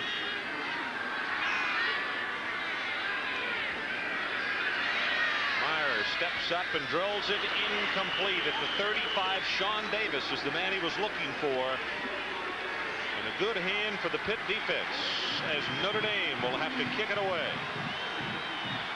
Pitt dodges one again. You got to give credit to this Pitt defense tonight. They are putting pressure on Meyer, and he's just not standing up there and making the throws he needs to do so far. Sexton 4 kicks for an average of 35 yards. As we mentioned, Hendrick was run into back in the first quarter, and he injured his thumb. Pressure up the middle. He gets it away. Boy, Pitt has come close. Etzler with the fair catch, and the Panthers will have it at the 26, following a punt of 34 yards. I think we talked about what a topsy-turvy year it has been with all of the upsets. Miami was the preseason #1. Then week #2, BYU upset the Hurricanes, and Notre Dame goes to the #1 spot in the nation. But then Stanford starns the Irish in week #6. That knocked out Notre Dame. Michigan took over the top spot, and what happened? The very next week, Michigan fell to Michigan State, so let's reshuffle it again. The Wolverines were out, and up moves Virginia to the #1 spot. Then last week, Notre Dame finished their series with Miami with a big win. It knocked the Canes out of the picture. Suddenly, Notre Dame back in the hunt. But that man told us yesterday that national championships he's not worried about right now. Hard to believe. Well, he's got a tough schedule. Pitt here. He's got to go to Tennessee, Southern Cal, Penn State. Yeah, he's worried about game by game right yet.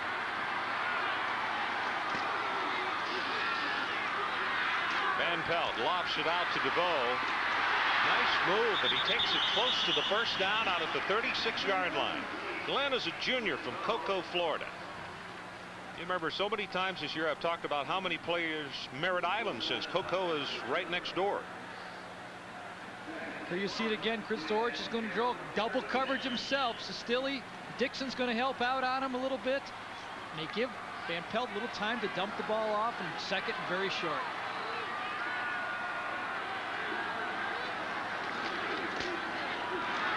Irvin Richards, and that is enough for the first down at the 40-yard line. And Zorich is shaken up, but is still down at the 40. Oh, you hate to speculate, but Chris Zorich, I think it is Chris. Number 50, it looks like.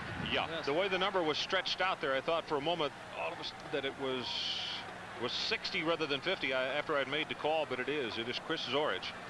And you see George Williams, his senior teammate who plays right next to him at defensive tackle, down on his knees, and he is asking his teammate.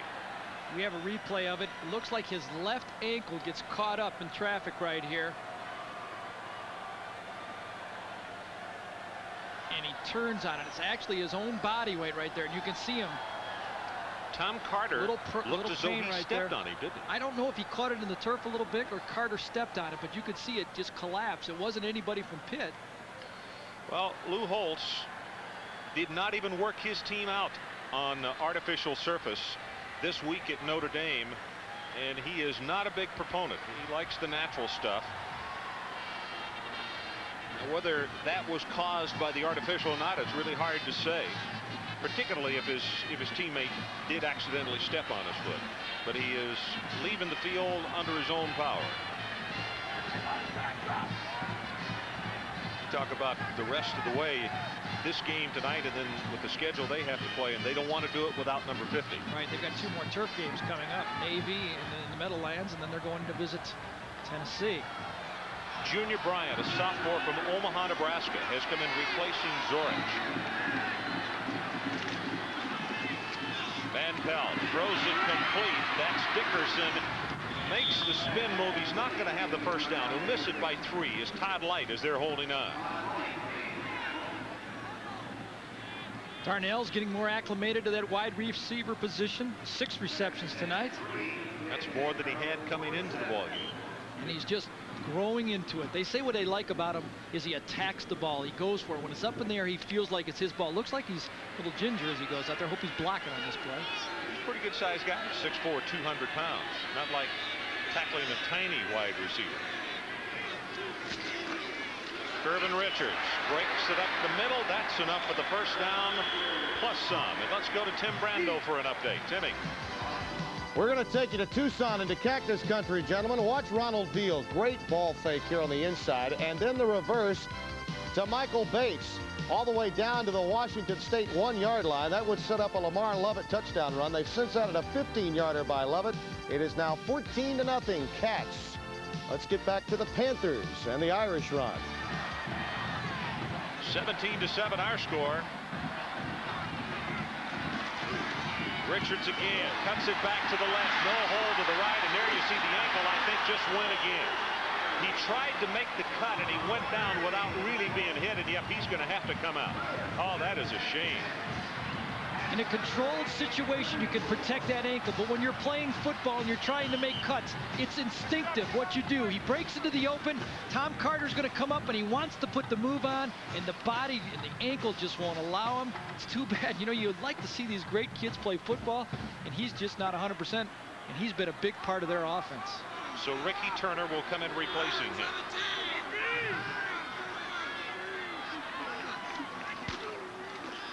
Little counter tray, and it's going to go nowhere. Turner going to be knocked down for a 2-yard loss, and Scott Kolakowski was there defensively. Scotty plays it, steps up inside to it, and gets Turner before he can get started right there. You know, back to the conversation, we're talking about Coach Holtz and all the changes in the national rankings. Parity is something he talked about yesterday. It sure is. Boy, do we ever have it. You got to be ready to play in college football every week, or you're going to get beat. You just have to play your best football, or you're going to lose. You think the day of the 11-0 and 12-0 teams are gone? They're gone. Well, Nebraska might argue with that. There's a few teams still up there that can do it, but if you play the schedule that Notre Dame plays every year, I think it's very difficult to go undefeated.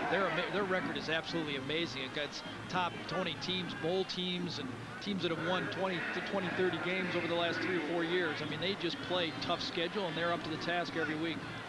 It was Bob Dahl leading outside as you get another look at Chris Zorich on the bench, who injured his ankle just a couple of moments ago. And there is the ankle of Kirvin Richards. Jerry Punch is waiting for an update on both, so we'll bring you up to date as soon as we can. 3rd down. Van Pelt drills it, intercepted, and that's Grimm. Don Graham back out over the 30-yard line. The 2nd interception thrown by Van Pelt tonight. Alex Van Pelt here has great protection. He stands in the pocket, and he falls in love with the crossing route right here. He waits, and he doesn't look off, and Grimm reads his eyes. It's a play he thinks he's got a completion on, and the backside linebacker, who he's not looking at, sneaks in there. Here's Dickerson. He thinks he's got him. He's going to throw it right off that linebacker, but the other linebacker, Grimm, comes in and gets it. And, of course, Grimm has some ties to Pittsburgh here also. Brother Russ. That's right. Russ was a great lineman here and went on to play it for the Redskins. Myra continues to roll the pocket, throws it complete to Ismail, and now a flag comes from deep downfield, and that's been thrown by the umpire.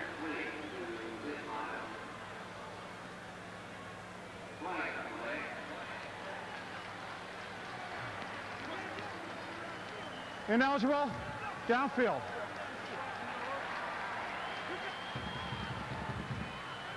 Well, Rick rolled the pocket for a very, very long way and then delivered the pass. And in that period of time, a lineman got downfield, so erased the completion, which would have been a 1st down. When we watched film of Notre Dame Friday afternoon, you saw plenty of 2nd and shorts, 2nd and mediums, and 3rd and shorts. But tonight, Pitt has kept them in these situations with penalties, sacks, and causing little, mix-ups in the backfield that they've been facing these 1st and 15s, 1st and 20s too many times for this offense tonight. New line of scrimmage, the 27-yard line, and they need to go out to the 42 for the 1st. Option play by Myers, gonna hold down, cross the 35, and he is out to the 40, now the 41. Hetzler made the stop, and he almost got the 1st down on one play. It's a gain of 14. There you see Meyer. Coach Holt says he's going to have to wear the flak jacket. He didn't want to wear it earlier in the year, and he says, nope, you're wearing it. You got to wear it in practice. You got to wear it in the games. They'll bring in the change. I'm not sure from here. We don't have the best angle in the world, but not sure that he is going to have it, but it's going to be very close if he doesn't. About the length of the football.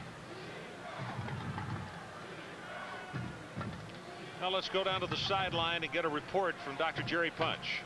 Well, gentlemen, it was not Chris Zoric's ankle. Actually, it was the knee. He dislocated or subluxed the patella, the kneecap on the right knee to the outside. They have brought him in. Dr. Will Yardley, the team physician, is checking. They put a brace on it. They're not really sure he'll be able to go back in. He's trying to walk around now here on the Notre Dame sideline, see if they can loosen it up. But I think he'll play here in the second half. Thanks, Jerry. It's about as complete a report as you can get. And that's going to be enough for the first down with Rodney Colbert, who we haven't seen a lot since early in the ball game. He's been providing some big blocks. He had a great block on the option play just a minute ago, but they have not been able to run the ball effectively up the middle like they tried early in the game. Pitt is gambling up the middle to stop him, and that's why you see some of those big plays like when Rocket caught that short pass and was running free in the secondary. 3:05 left in the third period. Notre Dame by 10.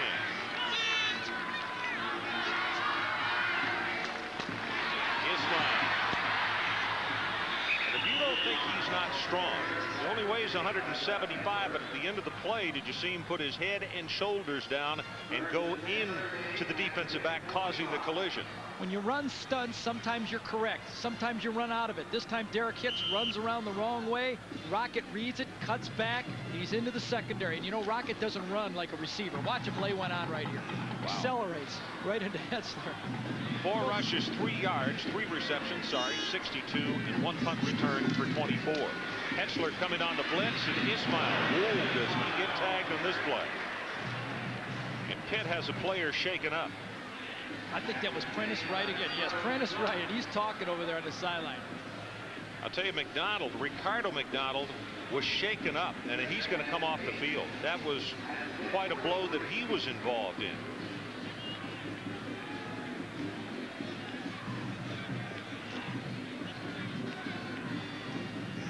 So it's second down, Notre Dame. They need 8. Coming to the closing moments of this third period. So the Irish have tried to play it pretty close to the vest. Now Meyer wants to put it up, complete over the middle, and it's going to be short of the first down to Tony Smith, the junior from Gary, Indiana. Marcus Washington there to make the hit.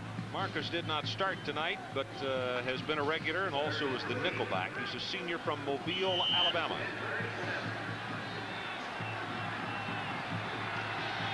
Third down. The line to make just inside the 35 of Pitt.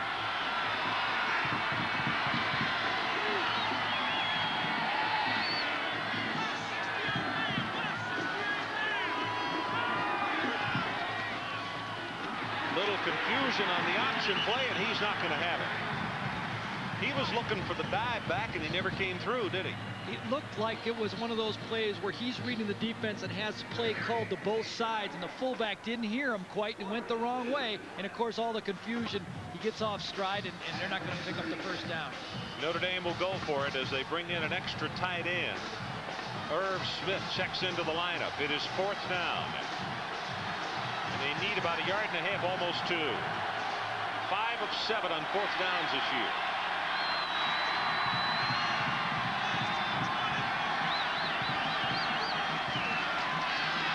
Brooks spins off one tackler. Fumble. Pitt's got it.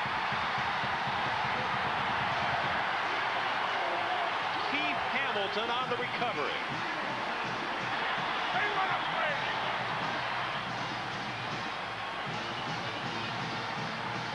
They pop the line right in here. They get penetration. Brooks has to bounce it outside. And when he tries to pick up the first down, the helmet goes right on the ball. Marcus Washington puts his helmet right on the football. And they come away with stopping him for the first down. And Keith Hamilton ends up with the football.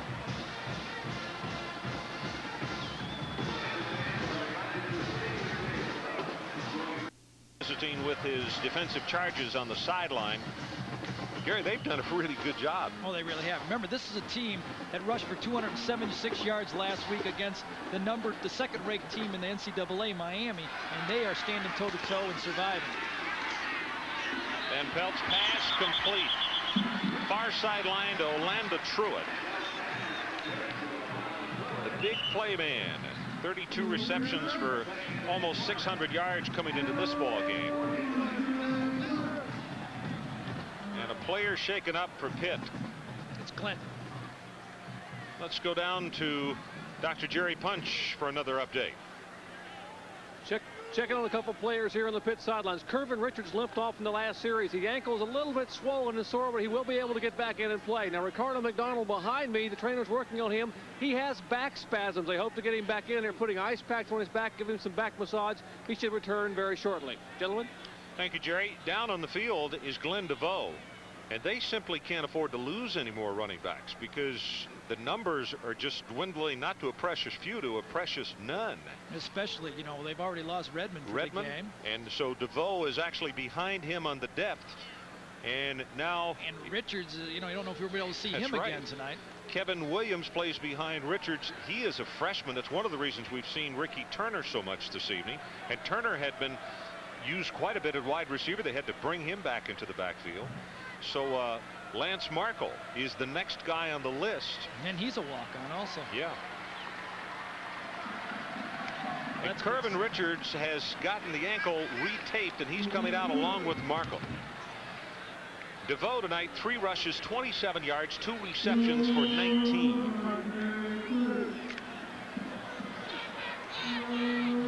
Second down and 1. Line of scrimmage, the 46.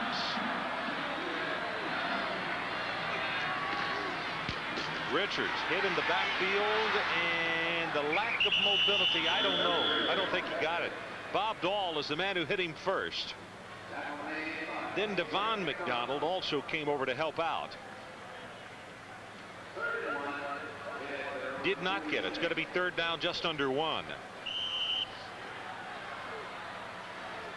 DeVoe is back in, so undoubtedly the injury was not quite as serious as it initially looked. That's the end of the quarter. I think they're going to take their time, get back and regroup and make this first down at the 4th quarter. So the clock goes to double zeros here in Pittsburgh, Pennsylvania. As we head to the final 15 minutes, it's the Irish of Notre Dame 17 and the Pitt Panthers 7. The Volvo on the scoreboard. And of course, Jerry Punch is along down on the sideline. Doing a great job of filling us in, particularly on some injuries here in the second half. Third and less than 1. Straight ahead. Nope, it's a play action. Great fake, and then the pass is misthrown. Dave Moore was open. Junior Bryant was pressuring Van Pelt. They just didn't have anybody open to throw the ball to. Good job by Notre Dame. They played pass defense, and Bryant gets in his face. Van Pelt has to toss the ball away. So it's 4th down, and with Pitt trailing by 10 points, we still have 14:55 to play in the ball game, and they're going for it. They're 0-2 at 4th down situations tonight. Huge play, especially with all the injured people they have.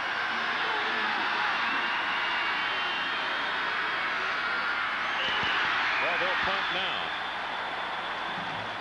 Gorjeski, I believe, is the man who went forward. Yep, it's Gary. So now they'll have to kick. There he is. Gorjeski comes, misses the count. What you're trying to do is get the other team to jump off with the hard count in that situation. So mistakes continue to plague Pitt tonight. That's 9 penalties, 105 yards. And you're looking at the nation's leader, Greenfield, in punting, and of course, Ismail. Let's make a point of where he's trying to get this ball to land, at least outside the hashes, preferably near the numbers. The last one landed in the middle of the field, and the Rocket takes it for 24 yards. Placement is very important.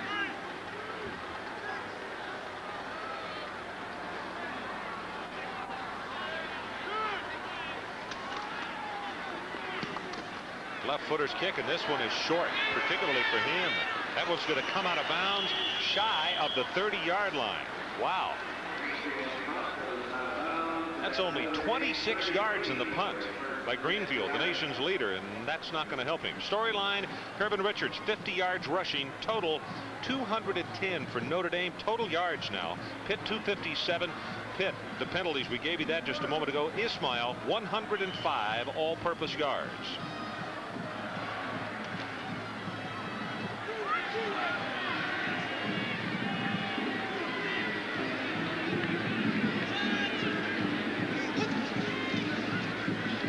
Back, Ismail cuts behind a block, and then Hamilton will nail him at the 40. And let's go to Tim Brando to get a further update.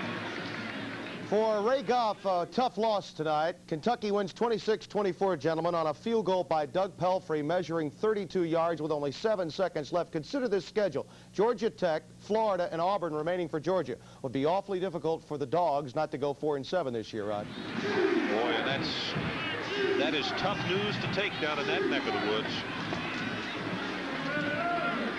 Straight ahead with Rodney Culver, and he's going to have the Notre Dame first down just shy of the 45. Mark Gunn is down at the bottom of that stack. The tough situation for Pitt is they haven't gotten inside that 7-point mark again, where it puts a little pressure on Lou to do some other things rather than just be safe and run the ball up the middle. As long as he's in his comfort zone, he feels he can just pound on you, and of course that's Pitt's weakest point of their defense.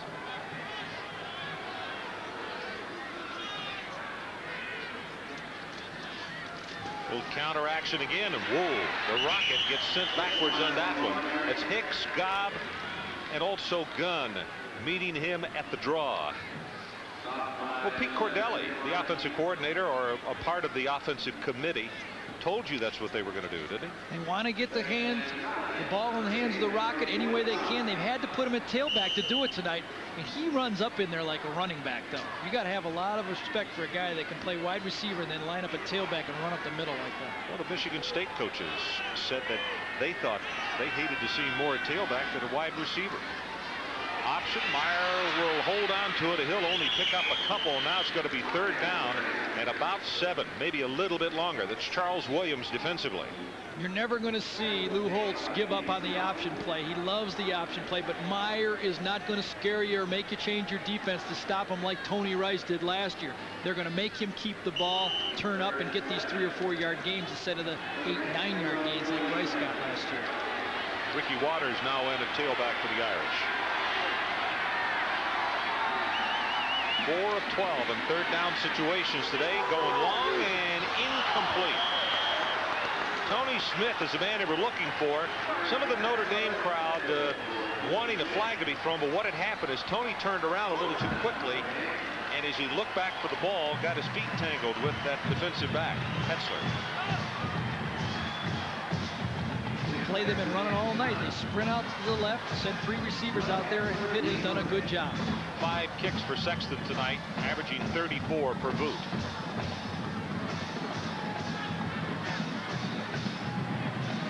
Pitt has had a chance 3 different times tonight, and they have not gotten one.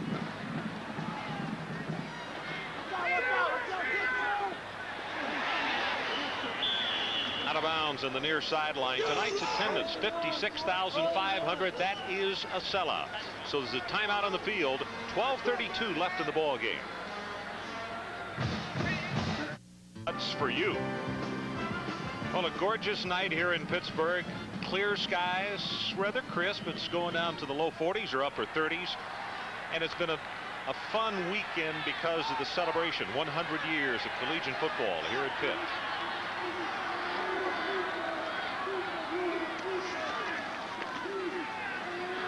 Pelt has time, then it breaks down. This is Irvin Richards. Whoa, does he take a shot at the 28-yard line? It's going to be close to the first down. It's Devon McDonald who was back in the ball game. Gary, this is an awfully big drive for Pitt, down by 10 with just over 12 to play. Right, it's not critical. You know, you look at the clock, 12 minutes to go, you still say you have plenty of time, but the Pitt defense has been keeping them in the game, and now they got to put a little bit of pressure on Notre Dame's offense by putting some points on the board and get Lou out of his comfort zone. What I'd like to see Van Pelt do is just what he did right then. That zone drop by Notre Dame is very deep. Be patient with it. Take those 4- and 5-yard throws, move the chains, and try to get a few first downs and try to get Notre Dame into a little bit of a blitzing situation to hit the big one. First down for Pitt. Alex taking the opportunity to come over and talk with Paul Hackett on the sideline. You know, with Zorich out of there, they could free up another guy to block and single up, so he should have time to throw the ball. Some subs in the ball game for Notre Dame. Brian Young is in for George Williams. Junior Bryant for Zorich. Eric Jones is in the ball game for Bob Dahl. And DeVos has replaced Don Grimm at linebacker. Irvin Richards to the left side. Takes it for a couple.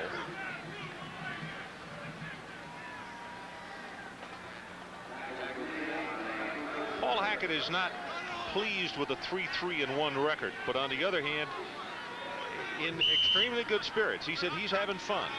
He thinks his ball club is, as they turn the corner, also. Of course, he doesn't have a senior on the offense. These guys are going to be together for a couple more years. He feels that there's going to be a lot of progress made, and if they can play with Notre Dame tonight, it could happen faster than he thought. Deep drop again off the play action. Has to throw it short, and has Seaman is tied in across the 40. That's good for the Pitt first down. McDonald defensively again. This is a play action pass that Alex could take advantage of all night. The secondary drops of Notre Dame is very deep. The linebackers get back on the crossing routes. Just be very patient. Don't try to force it into the crossing routes. Just take the one underneath and pick up the first downs. You don't have to be fancy. You don't have to have a gun of an arm. Just be patient and make them move up and take away those short drop passes. 11 minutes left to play in the game. Irish by 10.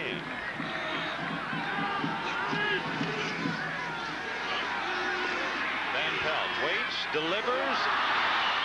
Orlando Truitt again had the ball in his hands. That's a couple of times tonight.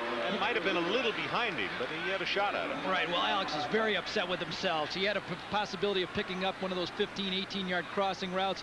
Truitt is wide open here against the deep zone. He turns in, and the ball you'll see is behind him, and that's a very difficult catch. All your momentum is going one way, and you've got to turn and make the catch.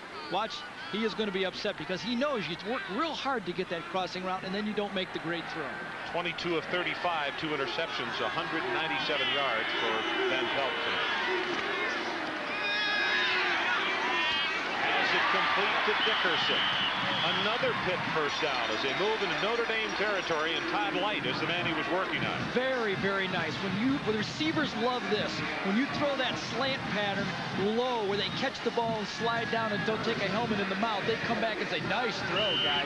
Way to put it down there low so I can slide right after. Perfect throw as Darnell gets inside Todd Light for the first down. Lou Holtz a bit concerned, as you might imagine.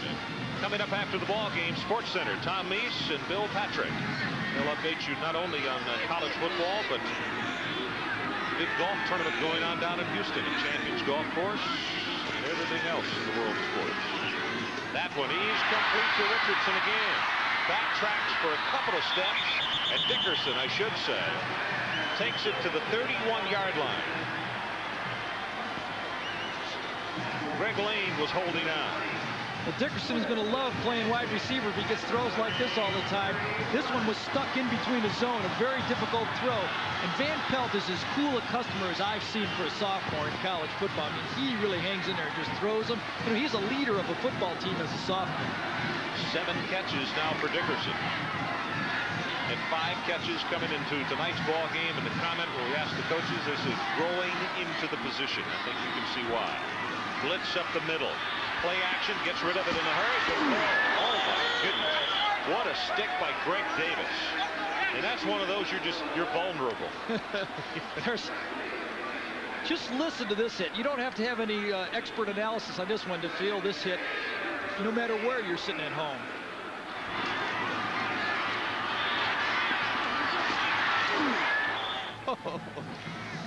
We didn't get a shot of DeVoe popping up and running back to the huddle, though, as he comes back and says, I can take it. I can get back there. I can do it again. Strong safeties are a little bigger, though. As Greg weighs 205 pounds, 6'1". Williams, little stutter step, takes it down to the 26-yard line, and it's going to be 3rd down Pitt. Now, here is a major one. Well, that's about the first play call on this drive that surprised me a little bit. I thought he'd drop back again and dump it off to somebody for 4 or 5 yards because Notre Dame has given it to him. And now they got that in between 3rd and 5 and 6. It's very tough on a quarterback. Notre Dame will not be able to drop real deep in those deep zones in this instance. Let's see if they block up a little man-to-man.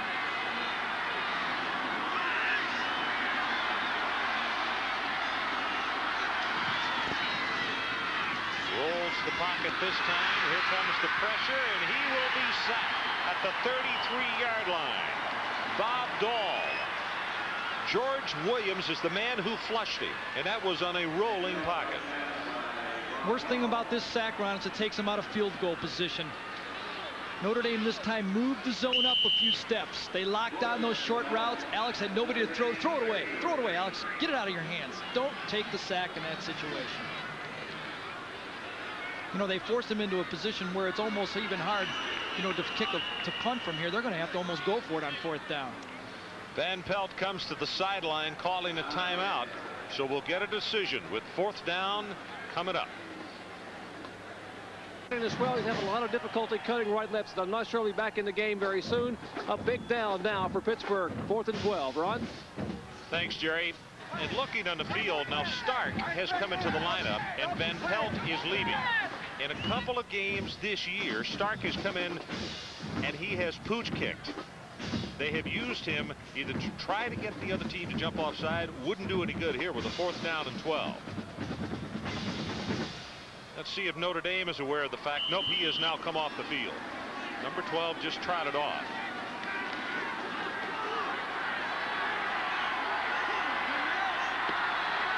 They need the 21.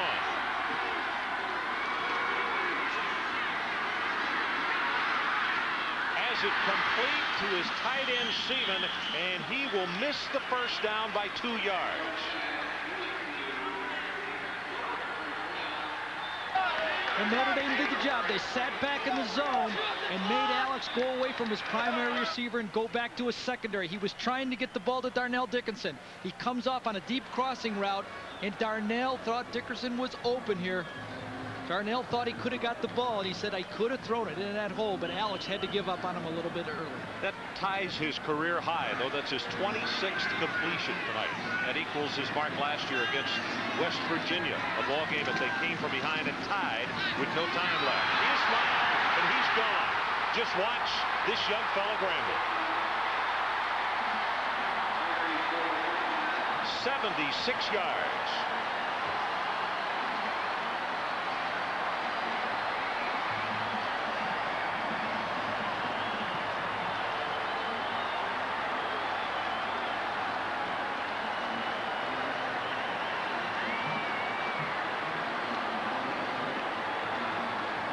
One play ago, Pitt sitting in the situation to pick up a 1st down to possibly cut this to a 3-point game, and just like that, the Rocket has made it 23-7 Notre Dame.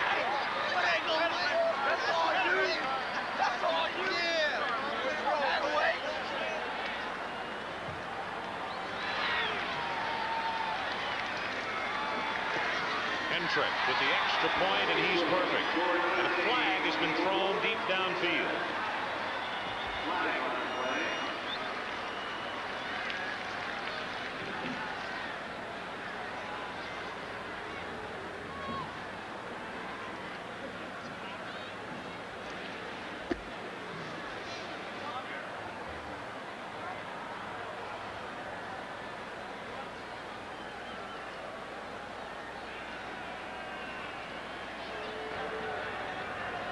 The player on defense, in an attempt to block the kick, used his own man as levers to jump up.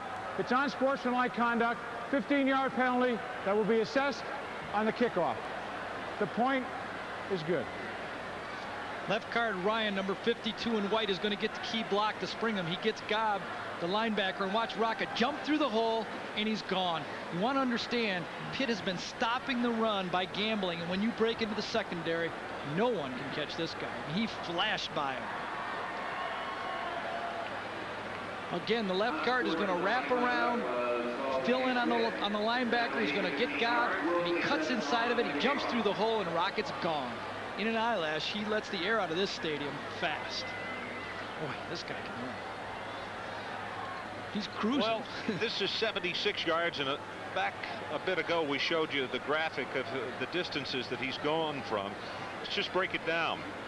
80 plus 5 touchdowns, 70 to 79 1, 60 to 69 a couple, 50 to 59 4. Man is amazing. You know, he can do so many things to hurt you. When they put him at tailback, there's no double teaming him from back there. He's going to get the ball. And the minute he broke through the linebackers, you knew that the secondary, there was no way. Well, they're playing man coverage, they're gambling, and that's what happens to stop him. Tim Ryan had a great block on the play. You know, they get a lot of isolations on Rocket and everything, but when you can spring a guy like that, that makes you feel good. You sleep good. You go home and tell Mom, I broke the Rocket.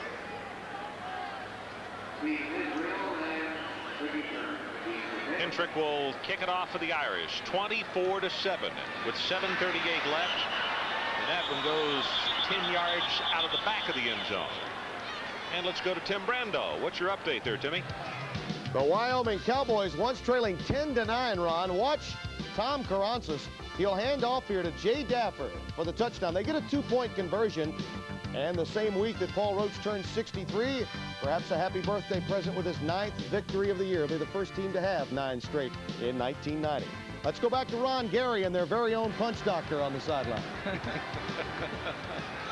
Well, Wyoming playing from behind. El Paso could be a tough place to play, but now on top by 7. Van Pelt rears, goes long, and what a catch by Truitt at the 46-yard line. 26 yards in the pass play to Orlando Truitt. All 4 receivers go up the hash marks. They spread the defense. Van Pelt just fires it on the string, and Truitt goes up and gets it. That's one of those where you look off the free safety one way and turn and fire it the other way. It's gamble time now. They got to hurry and score. Greg Davis had made the hit on him. Blitz coming up the middle. Draw play, and they'll stuff it. Williams is the first man who got there to it. It was like they were in their huddle that time. That was a play that it's one of those ones where you dial again. When you call a play like a draw and they run the blitz right up the middle, it's not going to go. Rushing 92 yards, receiving 62, return yardage 34. And I hope you got to see game day this morning with Chris Fowler and Lee Corso. They had a really nice feature on this young man. He is very quiet and unassuming. And in fact, they had a shot of him on the equipment truck riding to the locker room to get away from reporters. He said he's not that wild about the limelight. Pass complete to Seaman. Crosses midfield, and on a good second effort will take it for the first down. It's Don Graham who was holding on for dear life. Wonder why Pitt isn't up there running the 2-minute drill right now. They need more than 2 touchdowns to get into this game. 2 touchdowns and a field goal to tie it, and they're taking their time in the huddle. I'd like to see them get up there, hurry up, let's go. We got to get some points. Sports Center coming up next. Tom Mees and Bill Patrick. It's immediately following the ball game.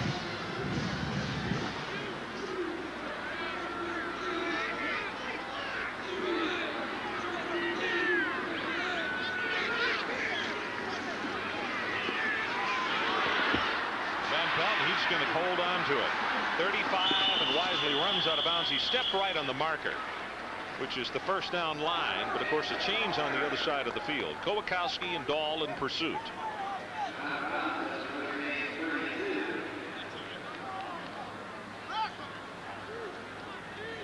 We're going to have to measure it. Nice job of evading at that time. They came with the corner blitz. They ran a deep zone behind it. He felt it. He got out of the pocket and picked up positive yards.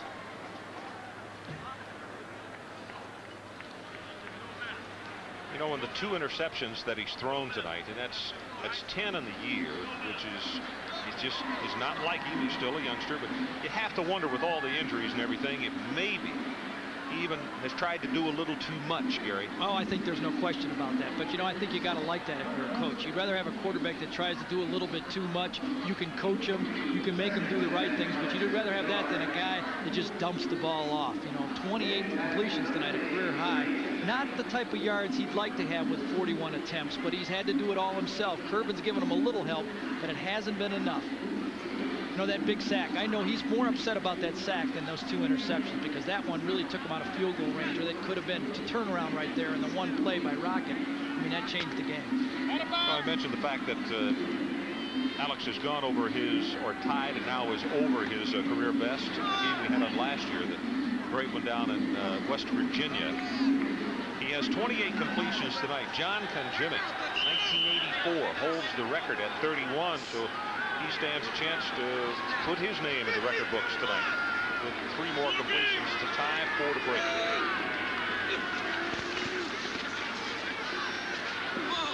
There's one of them to Moore, the tight end, inside the 10-yard line. First and goal, Pitt. Now, Gary, you got got to like this, to come right back after the devastation of the 76-yard run and take it right down the field. Right here, Notre Dame's playing it safe. They're going to give him the underneath one. Truitt clears. The corner runs off. He's not going to give the big play and throws to the tight end on the sideline. Little play action fake. He faked the pitch. The tight end's out there on the sideline. Throws it right in between the zones. I like the drive. I just don't like, they're not in enough of a hurry for me. I think they got to have a little more sense of urgency. 5:50 remaining in the ball game. Notre Dame 24-7. Pass complete to the 1-yard line. Ricky Turner, who we've talked about a lot tonight, they've used as wide receiver and also running back, catches it very well. Almost got into the end zone. They're going to mark it down about 36 inches away.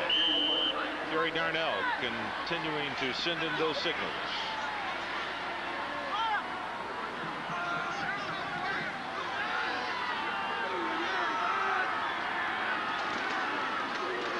Over the top, the ball.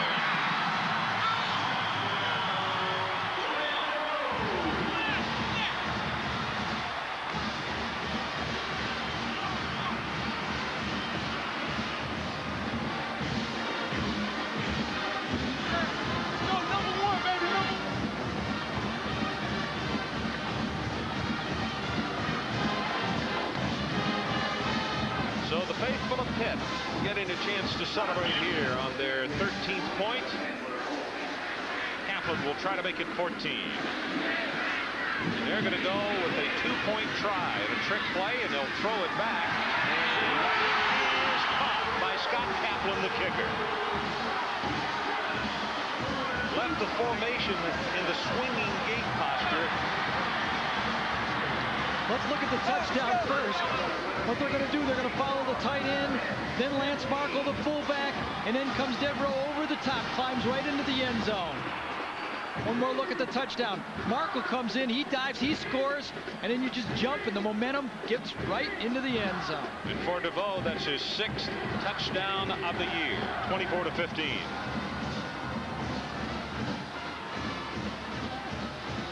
Left in the ball game, and Gary, I think we can look for the onside kick. And if it does happen, we need to mention again the rule change in 1990, and that is the offensive team cannot hit anybody until the ball has gone 10 yards. And you may ask why? Because teams were beginning to squib it along slowly. The offense would come down and knock the receiving team away, denying them an opportunity to get to the football. So that's the reason the rules committee put it in. So anyway, we'll keep an eye and we'll see if they attempt it. Coach Holtz has got his countering team. He's got his hands team out there right now. All the guys can go out there and handle the ball. They're expecting the onside kick. They're trying to force Pitt into kicking it long by putting their guys out there. I show them they're ready for it. 9 men between the 45 and the 45 for Notre Dame. I think they got an onside kick, though. They just don't have enough time. I think you're right. Oh, if they recovered it, we'd have an interesting situation here, wouldn't we? It just makes Rockets' touchdown so much bigger than just the time before. You know, the game that I was talking about, that Alex threw his career best, they came from absolutely nowhere and came back and tied West Virginia. All right, they're now lined up. I think we all know that it's going to go to the left side of the field. Bang, and Notre Dame makes the recovery. Looks like Brooks got it at the 47. Yep, Tony Brooks, the tailback, one of the hands team, as Gary called them, out there to make the recovery. Well, that's the chance you take, and this time the gamble didn't work. In fact, it wasn't close. He got it on a good short hop. Right, he needed one more bounce, and then it maybe something could have happened, but it just was real nice and soft, and Brooks just wrapped it up. Ismail is back at tailback. Gets the handoff, and I'll tell you what, it doesn't take him very long to get through there. That's going to be a gain of 8 yards. Down to the Pitt 40-yard line. We're about to go under 5 minutes to play in this one. First half, 7 yards, but in the second half, 93 yards, a touchdown. That one covered 76.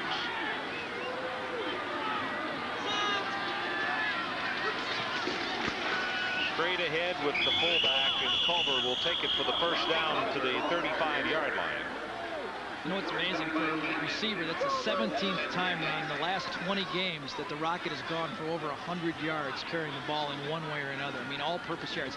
He is just so much of a weapon. You know, but he has the look of a running back when he lines up at tailback. You see a lot of these receivers, they get back there, they want to dance around. He just pops it up through that hole and just has the makings of a running back. He does it so quickly. The shoulders are squared, and poof, he's gone. An effortless runner. Adrian Gerald in the ballgame at wide receiver number 10, down off the bottom of his screen. There he goes. And he ran into the umpire. Credit Pitt with an extra man on that play as he ran right into the umpire on that play. The umpire is the guy that faces the offense, standing right behind the linebackers, and he's the one that looks for the offensive holding. And Carl Crawley, give him an assist. You want to take a look at this replay in actual time. Watch how fast he hits this hole. He's into the secondary and an eyelash. And bam! Carl, get out of the way. And the Notre Dame fans booed the official. That was into the end zone. He doesn't run into it was. Yeah, he's gone. 10 carries, 116 yards for him. Culver almost got another one. Bobby Boykin is the man who knocked him off his feet at the 1.5-yard line. Well, with Auburn just squeaking out that win today, you wonder if Notre Dame's going to catapult past them into the #2 spot in the standings. Hard to say the way the voting has gone this year, though, isn't it? Well, I don't figure it out a lot of times myself. You know, I'm just trying to. Notre Dame is going to try to play for that national championship one way or another, and Auburn's got that big game next week in Florida that we're going to take on. Yep, Jerry and I will be in Gainesville next Saturday. Culver, not there. Charles Williams defensively for Pitt. Clock is running now at 3 minutes and 16, 3 minutes and 15 seconds.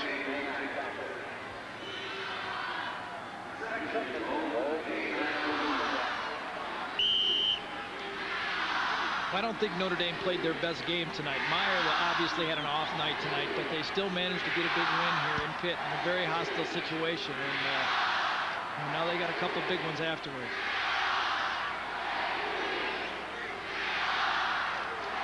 Meyer will take it over, and there's a flag.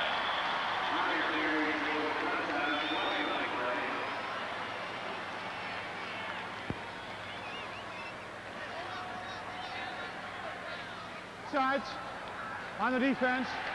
Touchdown's good.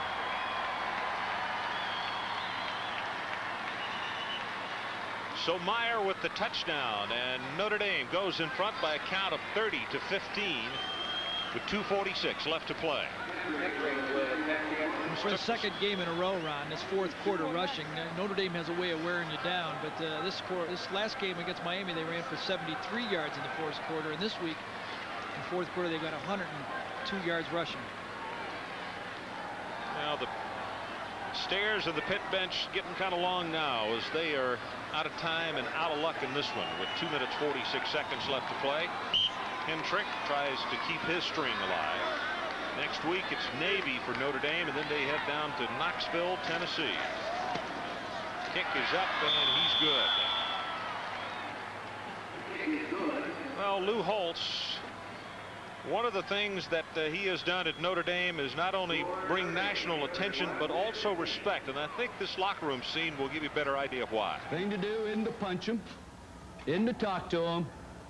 There's only one way you get respect, and that's by looking somebody in the eye for 60 minutes. Go out there, hitch up your trousers, and say, hey, baby, here I am now. Let me see you run through me now. Let me see you show some disrespect for me when I'm nose on your nose. Let me see what you think of me now that my face is to you. We talk about respect. We're talking about respect around the country. There's one thing that we want more than anything else, and that's respect. Let's go. Well, it's very big with that man right there, and we'll show you something that points up what we're talking about. The 5 years before Lou got there, 30-26-1. In the 5 years with Lou Holtz, 42 wins and 12 losses. But Gary, the amazing thing is in big ball games what his record is. He has not lost a great deal of big ball games against top 10 members. When you look at it, I mean, you have to respect. I mean, they really take on all comers at Notre Dame, and they win, and they win, and they know that every time they line up, everybody's going to be fired up. It's going to be a standing room crowd, and it's going to be a tough, emotional game. Hendrick's kick. This one's going to be returnable. Steve Israel from the 3.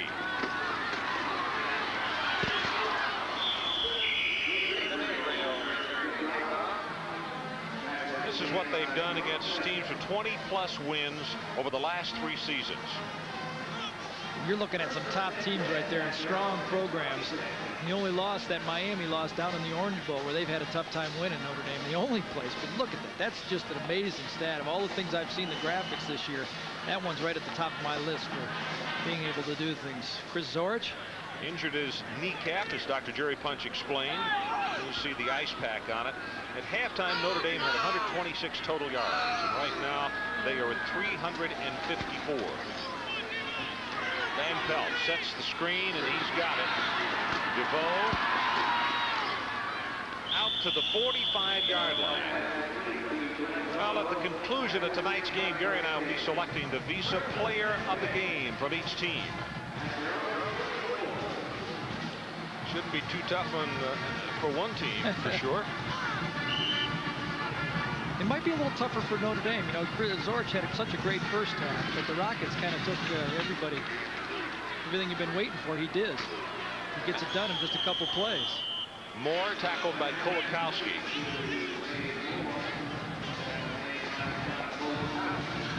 Now they're going no huddle.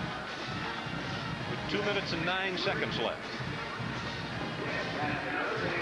Darnell Dickerson just getting back to the line of scrimmage, and he's still looking for the play from his teammate. He got it.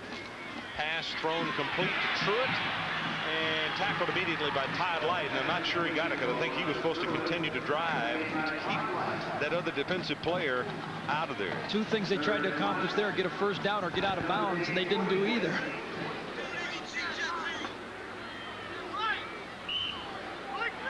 That's 11 passes in a row for Van Pelt. Make it 12. Down to the 35-yard line as he throws right over the middle to Moore again. Stonebreaker is there to make the tackle. You know, this is the situation in the last 2 drives. Everybody's saying, well, why didn't you do this all game, throw like this? Well, Notre Dame's in a soft zone right now. They're letting them have those short passes, playing the clock, and understanding there's just not enough time to come back, barring a big turnover, and they get it the other way. Van Pelt, you can see Grimm trying to hurdle the blocker, and it's complete to Moore at the 13-yard line. In the grasp of Carter, I beg your pardon, Tom Carter. That'll move the chains again. Now, Alex Van Pelt is now in the Pittsburgh record book for the most completions in a ball game by a quarterback. Moore now 6 catches for 79 yards. Dumps that one out. DeVoe at the 8 and fights his way to the 7. Don Grimm battling with him. Under a minute to play.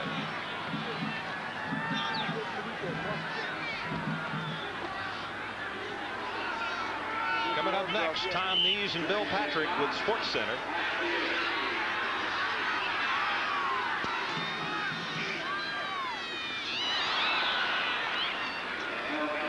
Greg Davis tipped that pass in the end zone. Tried to hit a little slant pass in there and stick it in there for a touchdown, and Davis reacted very well to it. Now for tonight's Visa Players of the Game from Notre Dame, the Rocket Man, Mr. Ismail, and from Pittsburgh, Alex Van Pelt.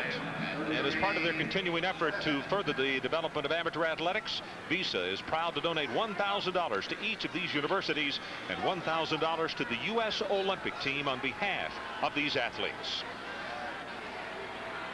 All-purpose yards for the Rocket tonight, 215, as Van Pelt rolls the pocket, throws back into the end zone, and it is caught for the touchdown by Dickerson. Wow. Like he went up for a rebound on that one. That is the 37th completion for Van Pelt tonight, and his 2nd touchdown pass, and it's 14 in a row that he's hit on. Both of our players of the game very deserving. You'll see Darnell come open late, puts his hand up, I'm here, but Alex had a lot of pressure and he had to lob the ball. Look at him go up and get that pass. You know, when you're 6'4".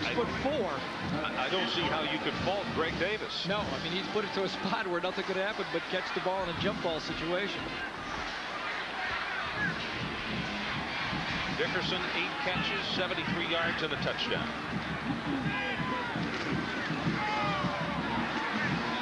Extra point is good. We have 33 seconds left in the ball game, and it's back to 10 points.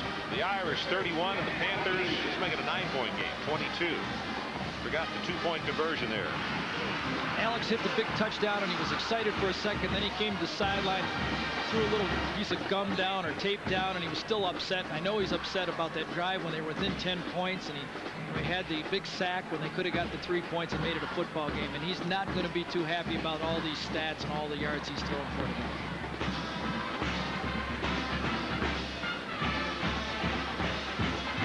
On the other side of the field, Notre Dame, they're in the hunt. You know, they got a couple big games left on their schedule. But they beat Tennessee at Tennessee. Wow. Southern Cal, and you know, Penn State's coming back now and having a respectable season. They are going to play for the national championship in the bowl games if they go undefeated the rest of the way.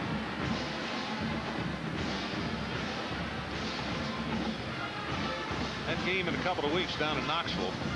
Yes. Is going to be an enlightening experience, even for all the places that the Notre Dame youngsters go and play. 97,000 plus down there, and they get about as into it as any place. How about that story Lou told us about he's driving down there doing a speaking engagement in July or something. You're right. And he hears on the radio some guy says only 134 more days till Notre Dame. You know, he's, oh my God. You know, they've got 7 games. This game's the middle of November, and everybody's getting ready for the Notre Dame game in Knoxville. That's kind of the way that teams like Notre Dame get looked at. It makes a team's season if they knock them off, and particularly right now the way they're playing in recent years. Another onside kick, and this one is going to be recovered. That's Culver this time. So both of the running backs have made good use of good agility in hands on the onside kick. And the Irish will run out the clock as they have it at the 50-yard line. Sports Center coming up next. Lots of college football, also National Hockey League action, and that big Nabisco tournament down in Houston at Champions Golf Course. The final 18 will be played tomorrow. You carry that as for some huge money. Even the second place guy. I'll tell you though, they hit that ball too close for me. They put it next to the pin all day. Yeah, some of those pin placements tomorrow on those huge greens at Champions will be interesting indeed. Myra's still in the ball game and keep it on the ground, and Culver breaks it out inside the 35 to the 34. Marcus Washington is there defensively. Marcus Washington made the tackle. Clock is stopped momentarily, and then it'll be whistled back in. And the 25-second clock, well, there's a couple of seconds difference, so Notre Dame will have to run this one. Either that or just go down on one knee.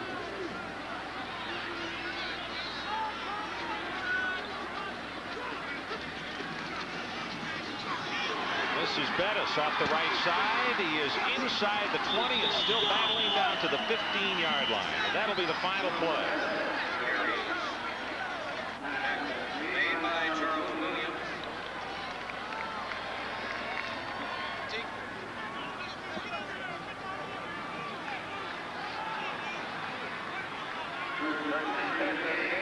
First down, Notre Dame. They're about to whistle the clock back in, and there it goes down. 2 seconds down to 1, and this one is final. Once again, our final score, 31-22. Notre Dame winning over Pittsburgh. ESPN's presentation of college football continues next Saturday with 3 games. At noon, it's Big